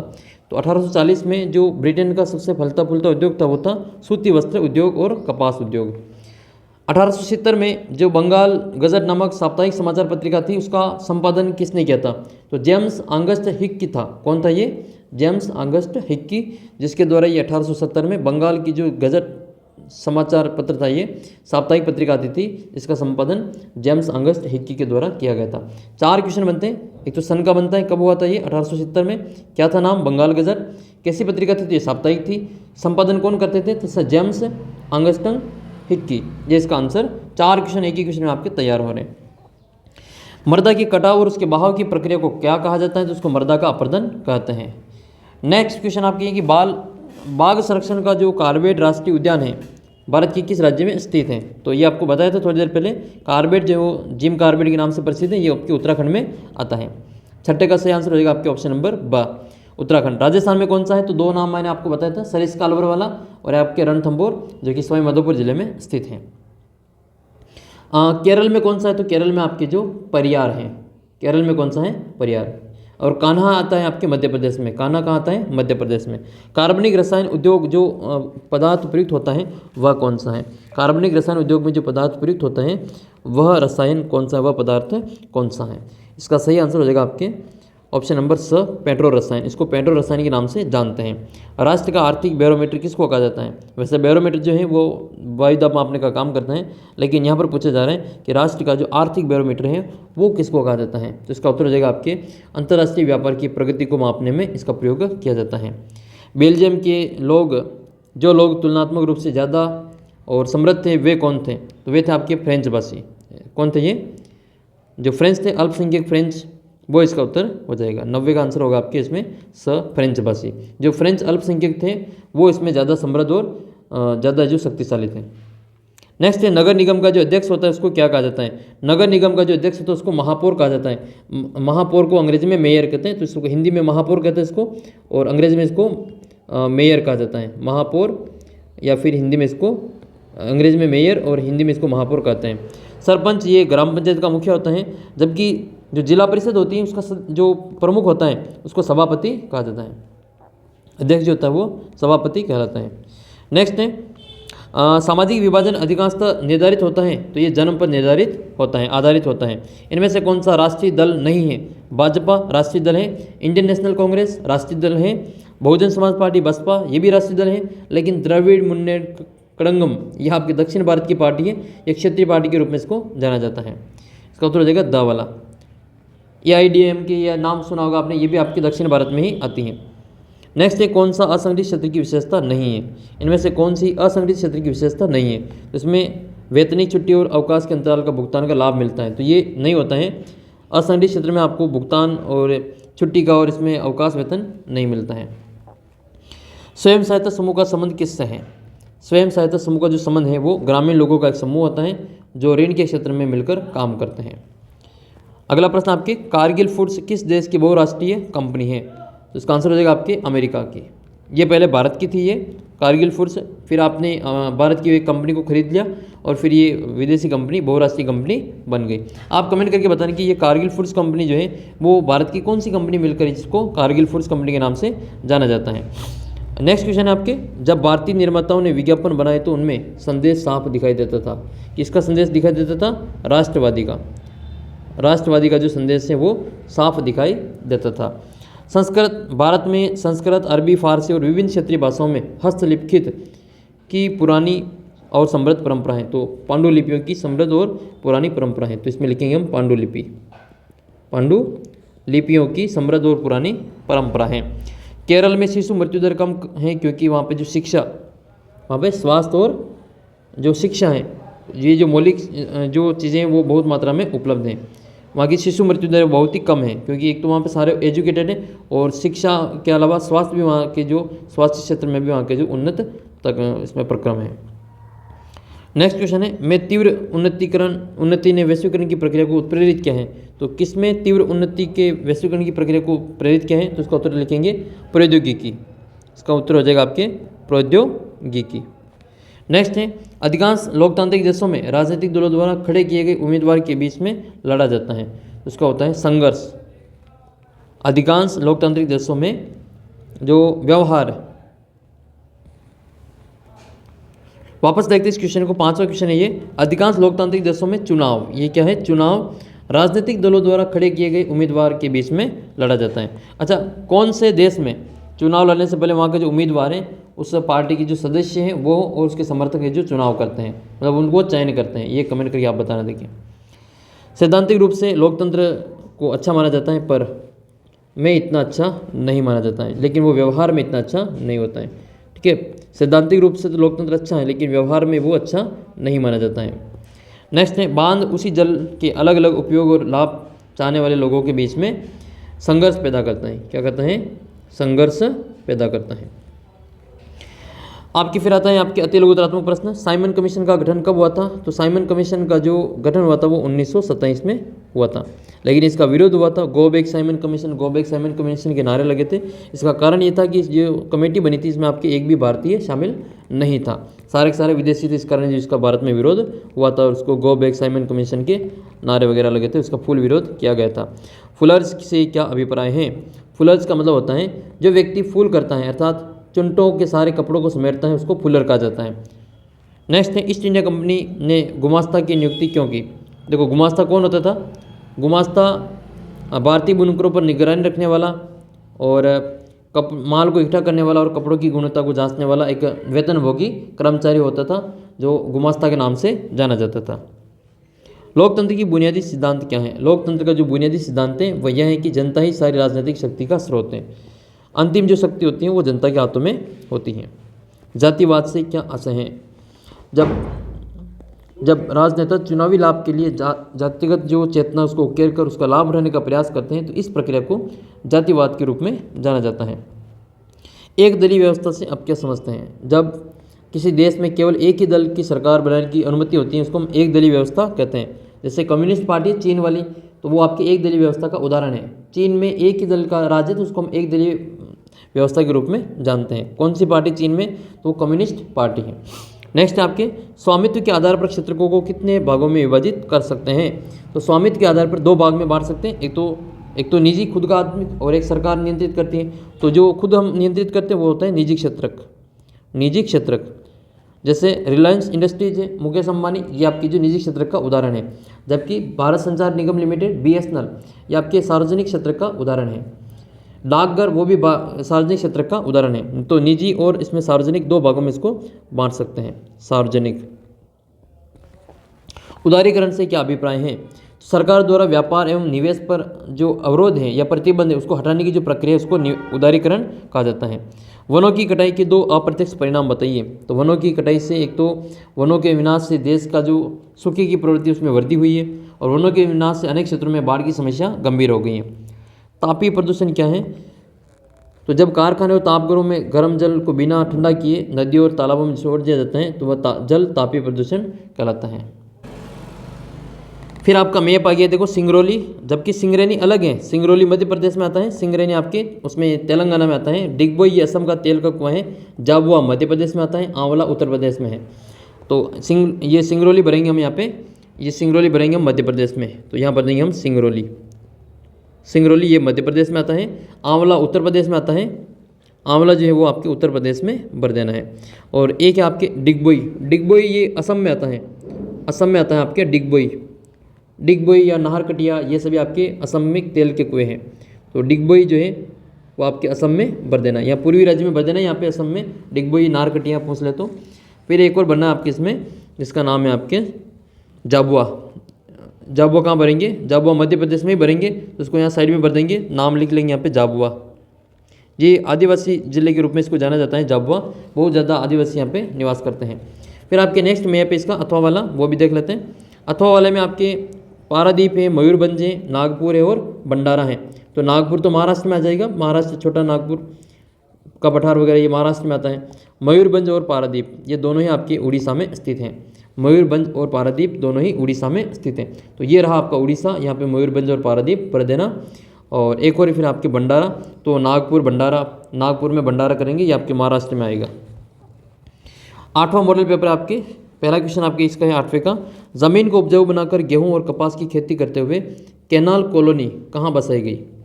कैनाल कॉलोनी ये कहाँ पर बसाई गई है? इसका उत्तर हो जाएगा आपके पंजाब, क्योंकि पंजाब में जो नहरों का जो बिछावा है वो ज़्यादा है। उसका उत्तर हो जाएगा आपके पंजाब। नेक्स्ट क्वेश्चन आपके, वंदे मातरम गीत किसके द्वारा लिखा गया? तो ये बंकिम चंद्र चट्टोपाध्याय के द्वारा लिखा गया था। आप कमेंट करके बताएंगे कि अपना जो राष्ट्रगान है जन गण मन वो किसने लिखा था? राष्ट्रगान ये किसके द्वारा लिखा गया? जबकि अपना राष्ट्रगीत जो है वंदे मातरम ये बंकिम चंद्र चट्टोपाध्याय के द्वारा लिखा गया था। जिस बंदरगाह के जरिए 18वीं सदी में भारत खाड़ी और लाल सागर के बंदरगाहों से जुड़ा था, वह बंदरगाह कौन सा था? तो इसका जो उत्तर हो जाएगा आपके सूरत बंदरगाह हो जाएगा। सूरत बंदरगाह ये कहाँ पर स्थित है? सूरत कहाँ है? ये सूरत गुजरात में। तो इसका उत्तर करेंगे हम सूरत गुजरात। जबकि हुगली बंदरगाह कहाँ है? ये पश्चिम बंगाल में स्थित है। नेक्स्ट है केसरी का प्रकाशन, केसरी और मराठा, इसका एक और दोस्त है मराठा, इसको भी याद रखना। केसरी और मराठा ये आपके बाल गंगाधर तिलक के द्वारा इसको स्थापित किया गया था। जबकि राजा राम मोहन राय का संवाद कौमुदी था, समाचार पत्र था ये। और महात्मा गांधी, इसका आपको हिंदी स्वराज पुस्तक है वो याद रखनी है। और एक और याद रखनी है, वो ज्योतिबा फुले की किताब का नाम है गुलामगिरी, उनका आपको अच्छी प्रकार से देख लेना। नेक्स्ट है चादर अपर्दन के लिए कौन सा कारक उत्तरदायी है? तो चादर अपर्दन के लिए उत्तरदायी कारक के वो हो जाएगा आपके जल। राजस्थान के किस जिले में 5 गांव के लोगों ने 1200 हेक्टेयर वन भूमि भैरवदेव डाकव सेंचुरी घोषित किया है? तो ये अलवर जिले का उदाहरण है ये। इसका उत्तर हो जाएगा आपके अलवर जिला। अलवर जिले में 5 गांव के लोगों ने जो 1200 हेक्टेयर वन भूमि को भैरवदेव डाकन सेंचुरी के रूप में इसको घोषित किया है। तो ये आपके जो सामुदायिक जो लोग होते हैं वो वन्यजीव संरक्षण में अपना योगदान देते हैं, ये इसका एक उदाहरण है। जैसे आपने देखा होगा ये ओरन जो छोड़ते हैं, ओरन भूमि जो गांव के आसपास में देवी देवताओं के नाम पे जो भूमि छोड़ते हैं उसको ओरन भूमि के नाम से जाना जाता है, वो भी एक वन्यजीव संरक्षण का एक उदाहरण है। नेक्स्ट है आपके 7वां क्वेश्चन है ये, कौन सा प्रगलन उद्योग भारत में दूसरा सर्वाधिक महत्वपूर्ण धातु शोधन का उद्योग है? धातु शोधन का दूसरा प्रमुख उद्योग कौन सा है? तो इसका उत्तर हो जाएगा आपके एल्यूमिनियम उद्योग। भारत में प्रथम रेलगाड़ी कब चली थी? तो ये मुंबई और ठाणे के बीच में चली थी। तारीख क्या थी? 16 अप्रैल 1853। 16 अप्रैल 1853 को ये मुंबई और ठाणे के बीच में पहली रेलगाड़ी चलाई गई थी। अगला प्रश्न आपकी ये है कि सिंहली में, अगला क्वेश्चन आपके कि श्रीलंका में सिंहली समुदाय में प्रभुता कायम करने के लिए अपनी बहुसंख्यक परिस्थिति को दर्शाने वाला कदम कौन सा था? तो देखो, एक तो इन्होंने क्या किया कि जिनकी जो सिंहली भाषा थी उनको एकमात्र राज्य भाषा का दर्जा दे दिया था। दूसरा ये कि विश्वविद्यालय में सिंहलियों को प्राथमिकता दी गई थी। तीसरा ये कि सरकारी नौकरियों में सिंहलियों को प्राथमिकता दी गई थी।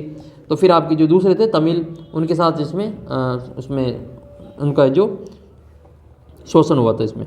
नेक्स्ट आपके 10वां क्वेश्चन, शासन की जिस व्यवस्था में सरकार 2 या 2 से स्तरों वाली होती है उसको कौन सा सरकार कहा जाता है?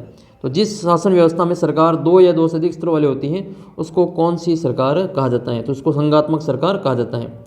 ठीक है, संघात्मक सरकार कहा जाता है। जैसे अमेरिका है, जैसे भारत है, ये सभी जो संघात्मक सरकार के उदाहरण है। बेल्जियम है, बेल्जियम में सामुदायिक सरकार भी पाई जाती है। जाति आधारित सामाजिक विभाजन में किस देश में देखने को मिलता है? तो जाति आधारित सामाजिक विभाजन जो सबसे ज़्यादा देखने को मिलता है वो भारत में देखने को मिलता है। नेक्स्ट है, कम्युनिस्ट पार्टी की विशेषता क्या है? कम्युनिस्ट पार्टी की विशेषता क्या है? तो कम्युनिस्ट पार्टी की विशेषता है आर्थिक सुधार अपनाती है पर राजनीतिक सत्ता पर एकाधिकार बनाए रखती हैं। जैसे आपकी चीन की जो सरकार है, आपके नहीं, हमारे कोई चीन की अपनी कोई सरकार नहीं है, चीन की जो सरकार है वो कम्युनिस्ट पार्टी की उदाहरण है। वहाँ पर जो एक ही पार्टी जो राज करती है उसको हम एक दलीय व्यवस्था के रूप में भी जानते हैं। नेक्स्ट आपके द्वितीय क्षेत्र का व्यवसाय कौन सा है? तो द्वितीय क्षेत्र में कौन आता है? जितने भी उद्योग हैं वो सारे के सारे द्वितीय क्षेत्र में आ जाएंगे। जो कच्चे माल को पक्के माल में परिवर्तित करते हैं, उत्पादन करते हैं, उनको हम द्वितीय क्षेत्र में शामिल करते हैं। जबकि तृतीय क्षेत्र को सेवा क्षेत्र कहा जाता है, जिसमें शिक्षा, स्वास्थ्य, संचार, परिवहन, ये सारी चीज़ें उसमें शामिल होते हैं। स्वयं सहायता समूह का लाभ क्या है? तो सदस्यों को कम ब्याज पर छोटे कर्ज मिल जाते हैं और कर्जदारों को ऋणाधार की कमी की समस्या उभर जाते हैं और सदस्यों को एक आम मंच मिलता है जहाँ पर सार्वजनिक विषयों पर चर्चा हो सके। इसका उत्तर हो जाएगा आपके उपरोक्त सभी। नेक्स्ट क्वेश्चन आपकी है, सरकार द्वारा अवरोधों और प्रतिबंधों को हटाने की प्रक्रिया किस नाम से जानी जाती है? तो उसको उदारीकरण कहा जाता है। सरकार द्वारा व्यापार में जो अवरोध और प्रतिबंध है उसको हटाने की प्रक्रिया को उदारीकरण के नाम से जाना जाता है। फिर 7 आपके रिक्त स्थान की क्वेश्चन, स्वदेशी आंदोलन को गति मिलने से राष्ट्रवादी लोगों ने कपड़े की बहिष्कार के लिए प्रेरित किया था। तो कौन से कपड़े की? विदेशी कपड़े की। होलियाँ जलाई थी, विदेशी कपड़ों का बहिष्कार किया गया था। सुंदर लेखन की कला क्या कहलाती है? तो उसको कैलीग्राफी कहते हैं। सुलेखन भी कहा जाता है, इसको कैलीग्राफी कहा जाता है। कैलीग्राफी, अंग्रेजी में इसको कैलीग्राफी कहते हैं, हिंदी में इसको सुलेखन कहा जाता है, सुलेखन। नेक्स्ट है, देशों के बीच तुलना करने के लिए कुल आय के स्थान पर प्रति व्यक्ति आय अधिक उपयुक्त माप होता है, क्योंकि सभी देशों की जो जनसंख्या वो अलग अलग होती है। तो कुल आय की तुलना में प्रति व्यक्ति आय जो सबसे उपयुक्त माप होता है। नेक्स्ट है, अगला प्रश्न आपकी, वैश्वीकरण हुआ है, वैश्वीकरण से धनी उपभोक्ता और कुशल शिक्षित धनी उत्पादक ही लाभान्वित हुए हैं। इनकी वैश्वीकरण से जो पहले से धनी थे उन्हीं को ज़्यादा फायदा हुआ, जो पहले से गरीब थे उनको और ज़्यादा गरीबी का अनुभव हुआ इसमें। नेक्स्ट है, अधिकतर आम नागरिकों के लिए लोकतंत्र का मतलब क्या होता है? तो अधिकतर जो आम नागरिक होते हैं उनमें लोकतंत्र का मतलब होता है राजनीति। क्या होता है? राजनीतिक दल। ठीक है, राजनीतिक दल ही इसमें आपके इसका मतलब होता है, राजनीतिक दल ही होता है कि लोकतंत्र का मतलब क्या है? Political party. अगला प्रश्न आपके ये है कि लोकतंत्र में इस बात की पक्की व्यवस्था होती है कि फैसले कुछ कायदे कानून के अनुसार होते हैं। तो जो भी फैसले लिए जाते हैं वो कुछ कायदे कानून के अनुसार होते हैं। तो ये आपकी किस में होता है? लोकतंत्र में होता है, लोकतंत्र सरकार में।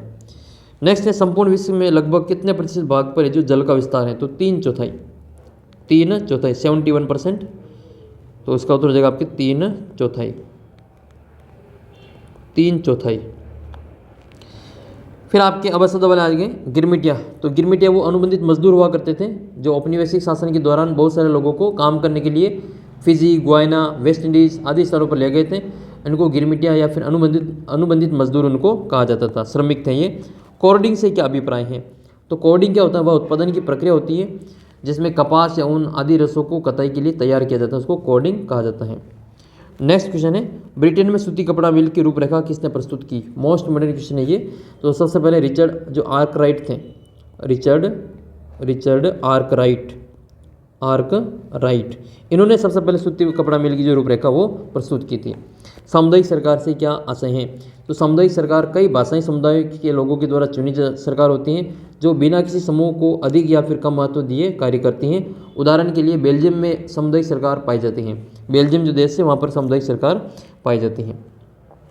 जातिगत भेदभाव को मुक्त समाज की व्यवस्था बनाने में योगदान देने वाले समाज सुधारकों के नाम बताने। 2 समाज सुधारक तो आप बता सकते हैं। इसमें सबसे पहले आप ज्योतिबा फुले का नाम लिख सकते हैं, इसके अलावा महात्मा गांधी है, इसके अलावा डॉक्टर भीमराव अम्बेडकर हैं, इसके अलावा पेरियार रामास्वामी नायकर हैं। ये 4-5 वो व्यक्ति हैं जिन्होंने जातिगत भेदभाव से मुक्त समाज की व्यवस्था बनाने का अपना कार्य किया था। ज्योतिबा फुले, इन्होंने कौन से समाज की स्थापना की थी? कमेंट करके बताना। इनकी किताब का नाम तो आप सबको याद ही हो गया होगा, तो किताब का नाम और इनके द्वारा जो स्थापित संस्था है उनका जो समाज है उनका नाम कमेंट करके बताना है। इसके अलावा आपको महात्मा गांधी का नाम इसमें लिख सकते हैं। इसके अलावा जो डॉक्टर भीमराव अम्बेडकर जी, इनका भी नाम इसमें लिखा जा सकता है। पेरियार रामास्वामी नायकर का नाम भी इसमें लिख सकते हैं। ये सारे के सारे समाज सुधारक हैं जिन्होंने जातिगत भेदभाव से मुक्त समाज की कल्पना की थी। मान्यता प्राप्त राजनीतिक दल से क्या आशय है? तो मान्यता प्राप्त जो राजनीतिक दल है वो चुनाव आयोग के द्वारा पंजीकृत राजनीतिक दलों को मान्यता प्राप्त राजनीतिक दल कहा जाता है। जैसे 2 प्रकार के होते हैं ये, एक तो आपके राष्ट्रीय स्तर के होते हैं, दूसरा आपके क्षेत्रीय होते हैं। राष्ट्रीय स्तर के अभी वर्तमान में जो अपने किताब के अनुसार 7 हैं, 7 राष्ट्रीय दल हैं। नेक्स्ट है सार्वजनिक क्षेत्र का प्रमुख उद्देश्य क्या है? सार्वजनिक क्षेत्र का जो प्रमुख उद्देश्य है वो समाज कल्याण की वृद्धि करना, समाज कल्याण में वृद्धि करना इसका प्रमुख उद्देश्य होता है। निजीकरण को परिभाषित कीजिए।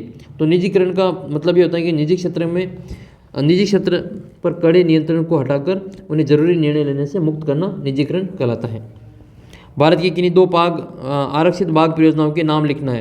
तो इसमें आपके कार्बेट राष्ट्रीय उद्यान हो जाएगा उत्तराखंड वाला, सुंदरबन राष्ट्रीय उद्यान पश्चिम बंगाल वाला हो जाएगा।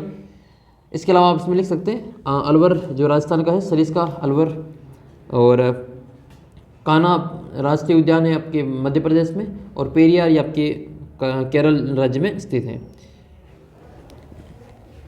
विनिर्माण क्या है? कच्चे पदार्थ को मूल्यवान उत्पाद में परिवर्तित करने की जो बड़े पैमाने पर वस्तुओं का उत्पादन करने की जो प्रक्रिया है उसको विनिर्माण कहा जाता है। जो भी कच्चा माल है उसको मूल्यवान उत्पाद में परिवर्तित करने का जो बड़े लेवल पर जो प्रोडक्ट उत्पादन किया जाता है उसको विनिर्माण कहा जाता है। जैसे गन्ना है, तो गन्ना एक कच्चा माल है, इसको फैक्ट्रियों में ले जाकर चीनी बनाना, ये आपके विनिर्माण का उदाहरण हो जाएगा।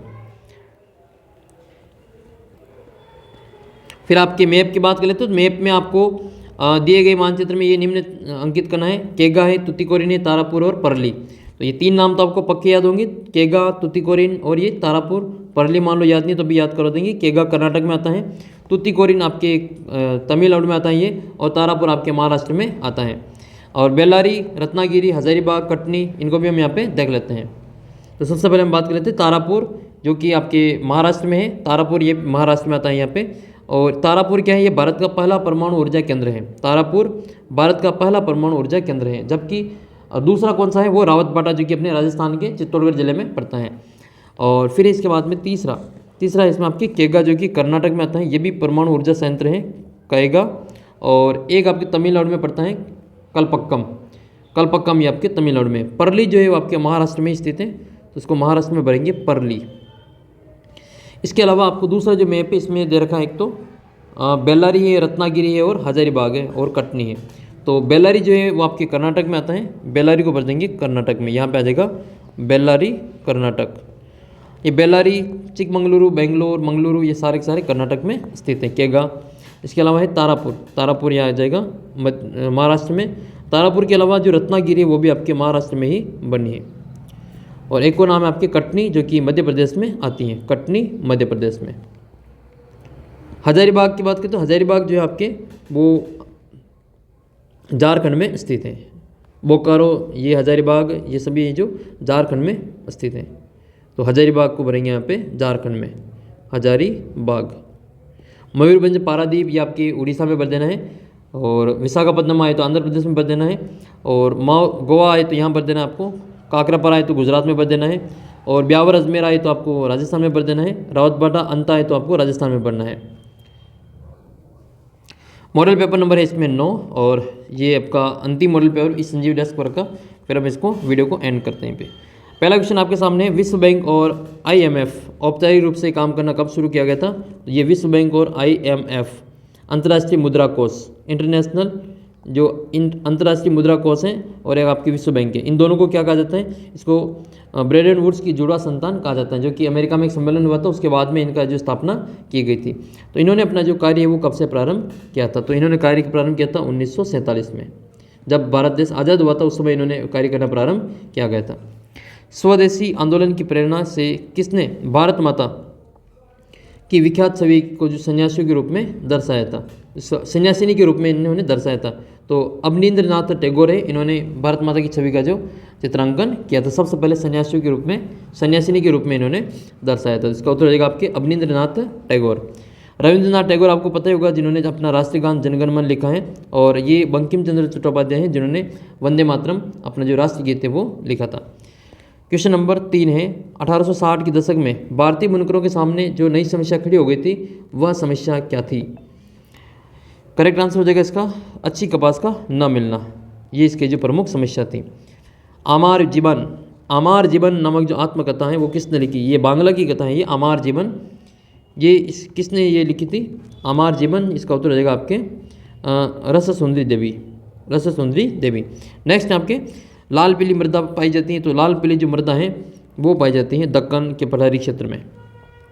नेक्स्ट है 1988 में किस राज्य ने संयुक्त वन प्रबंधन का पहला प्रस्ताव पास किया था? तो इसका उत्तर लिखेंगे हम उड़ीसा ने सबसे पहले जो संयुक्त वन प्रबंधन का प्रस्ताव पास किया था। इसका आंसर हो जाएगा आपके उड़ीसा। एल्यूमिनियम प्रगलन उद्योग निम्न में से किसे कच्चे माल के रूप में प्रयोग करता है? तो एल्यूमिनियम का जो आपको अयस्क पता होगा, ये बॉक्साइट होता है। एल्यूमिनियम का जो अयस्क है वो बॉक्साइट होता है, तो इसका उत्तर हो जाएगा आपके बॉक्साइट। चूना पत्थर सीमेंट उद्योग में काम में लिया जाता है, जबकि गन्ना जो है आपके चीनी उद्योग में आता है। लौह अयस्क ये आधारभूत उद्योग के रूप में इसको जाना जाता है। लौह अयस्क ये आधारभूत होता है, सभी के लिए काम में लिया जाता है। कोलकाता पतन पर बढ़ते व्यापार को कम करने के हेतु सहायता पतन के रूप में किसको विकसित किया गया था? तो कोलकाता पतन पर जो व्यापार बढ़ रहा था उसको कम करने के लिए सहायक पतन के रूप में किसकी स्थापना की गई थी? कौन सा पतन बनाया गया था? तो ये हल्दिया को बनाया गया था, जो कि पश्चिम बंगाल में ही स्थित है। विशाखापत्तनम और ये पारादीप से थोड़ा सा ऊपर है ये हल्दिया। बेल्जियम ने 1970 से 1993 के बीच में कुल कितने संविधान संशोधन किए थे? तो ये 4 बार संविधान संशोधन किया था। सही आंसर हो जाएगा इसमें आपके ऑप्शन नंबर 4 बार संविधान संशोधन किया गया था। इनमें से कौन सा संघीय राज्य नहीं है? तो जम्मू कश्मीर जो है आपके संघीय राज्य नहीं होगा इसमें, क्योंकि जम्मू कश्मीर अभी यूटी है, ये वो केंद्र शासित प्रदेश है अभी। नेक्स्ट है बाकी राजस्थान राज्य है, ये तेलंगाना राज्य है, उत्तराखंड भी राज्य है। अगर आपको ऑप्शन में यहाँ पे लद्दाख मिल जाए या फिर यहाँ पे दिल्ली मिले, पांडिचेरी मिले, तो भी आपको वहाँ पे वही करना है। जो केंद्र शासित प्रदेश है वहाँ पर संघीय राज्य नहीं है। आज भारत में जिस कारण से जाति व्यवस्था से पुराने स्वरूप में बदलाव आ रहा है, वह कारण क्या है? आर्थिक विकास, शहरीकरण, पेशा चुनने की आज़ादी, या फिर उपरोक्त सभी। तो इसका जो सही आंसर हो जाएगा उपरोक्त सभी। निम्नलिखित में से क्या राजनीतिक दलों के लिए चुनौती नहीं है?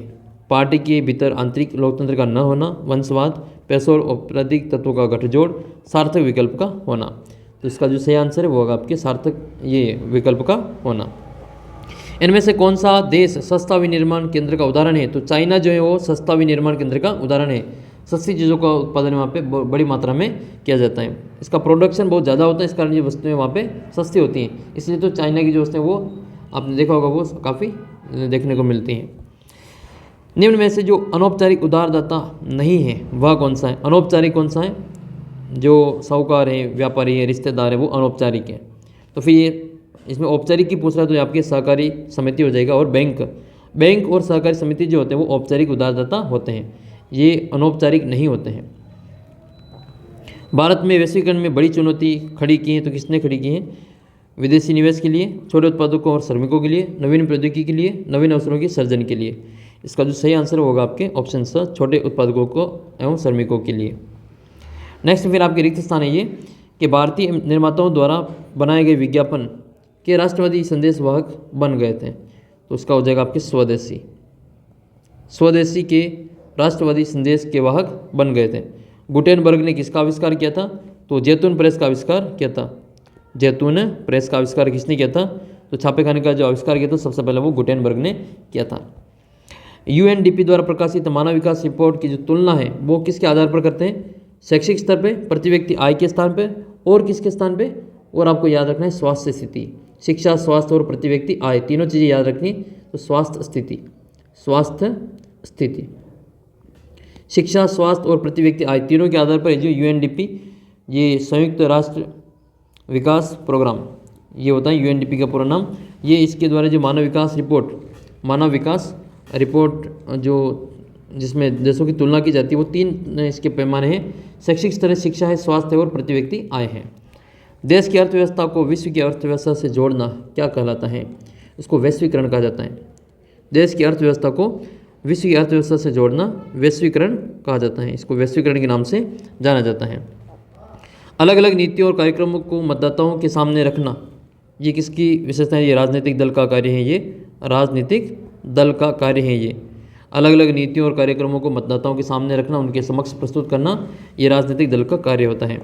आर्थिक समृद्धि के मामले में तानाशाही शासन वाले देशों का रिकॉर्ड लोकतांत्रिक देशों की तुलना में अच्छा होता है, मतलब ज़्यादा होता है, अच्छा होता है। इसमें लिखेंगे हम ये अच्छा होता है।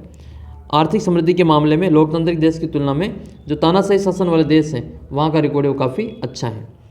बहुउद्देशीय परियोजनाओं की लागत और लाभ के बंटवारे को झगड़े आम होते रहते हैं। तो किसको लेकर झगड़े होते रहते हैं? अंतर्राज्यीय झगड़े होते रहते हैं। इसमें लिखेंगे हम ये अंतर्राज्यीय झगड़े। अगला क्वेश्चन आपके अति लघुतरात्मक है। बहिष्कार का मतलब क्या होता है? बहिष्कार का मतलब होता है किसी के साथ संपर्क रखने, उससे जुड़ने से इनकार करना, या गतिविधियों में हिस्सेदारी, वस्तुओं की खरीद, उपयोग आदि से इनकार करना बहिष्कार कहलाता है। जब भी ये हड़ताल होती है तो बहिष्कार किया जाता है, काम का बहिष्कार किया जाता है, तो उसको हम बहिष्कार के रूप में जानते हैं।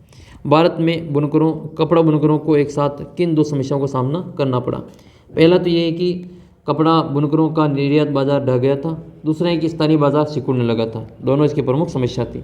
ये जोबर कौन होता था? ये जोबर कौन होता था? अपने पहले इसकी चर्चा कर लिए कि उद्यमी मिलों में नए मजदूरों की भर्ती के लिए एक जो मीडिएटर होता था, विश्वस्त कर्मचारी होता था, इसको जोबर के नाम से जाना जाता था। गृह युद्ध से क्या तात्पर्य है? तो गृह युद्ध का मतलब होता है किसी मुल्क में सरकार विरोधी समूह की हिंसक लड़ाई ऐसा रूप ले ले कि वह गृह युद्ध सा लगने लगे, तो उसको गृह युद्ध कहा जाता है। जैसे श्रीलंका इसका उदाहरण है, श्रीलंका में गृह युद्ध हुआ था अभी। 5वां क्वेश्चन आपके लैंगिक असमानता के कोई 2 आधार लिखिए। पहला तो ये कि स्त्री पुरुष के बारे में प्रचलित जो रूढ़िवादी छवियां हैं उनको बताना। दूसरा है कि स्त्री पुरुष की तयशुदा सामाजिक भूमिकाएं बताना। ये अलैंगिक समानता के 2 प्रमुख आधार हैं। राजनीतिक दलों की 2 प्रमुख चुनौतियों का उल्लेख कीजिए।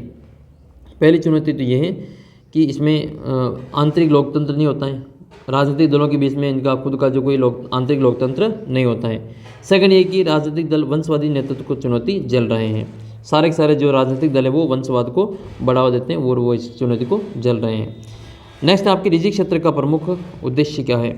निजी क्षेत्र का प्रमुख उद्देश्य है अधिकतम लाभ अर्जित करना, अधिकतम ज़्यादा से ज़्यादा लाभ कमाना, ये निजी क्षेत्र का प्रमुख उद्देश्य है। जैसे रिलायंस इंडस्ट्रीज, जो मुकेश अंबानी, जियो कंपनी, ये सभी जो निजी क्षेत्र के प्रमुख उदाहरण हैं। व्यापार अवरोधक से क्या अभिप्राय है? व्यापार अवरोधक मतलब व्यापार अवरोधक सरकार द्वारा लगाए गए वे प्रतिबंध होते हैं जिससे विदेश व्यापार को नियमित करते हैं।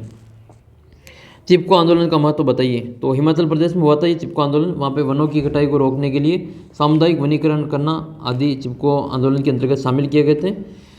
नेक्स्ट है आधारभूत उद्योग क्या है? उदाहरण देकर समझाइए। तो आधारभूत उद्योग वह उद्योग होता है जो उपभोक्ता वस्तुओं के लिए मशीनें का निर्माण करते हैं, आधारभूत उद्योग कहलाता है। जैसे लौह इस्पात उद्योग को आधारभूत उद्योग कहा जाता है।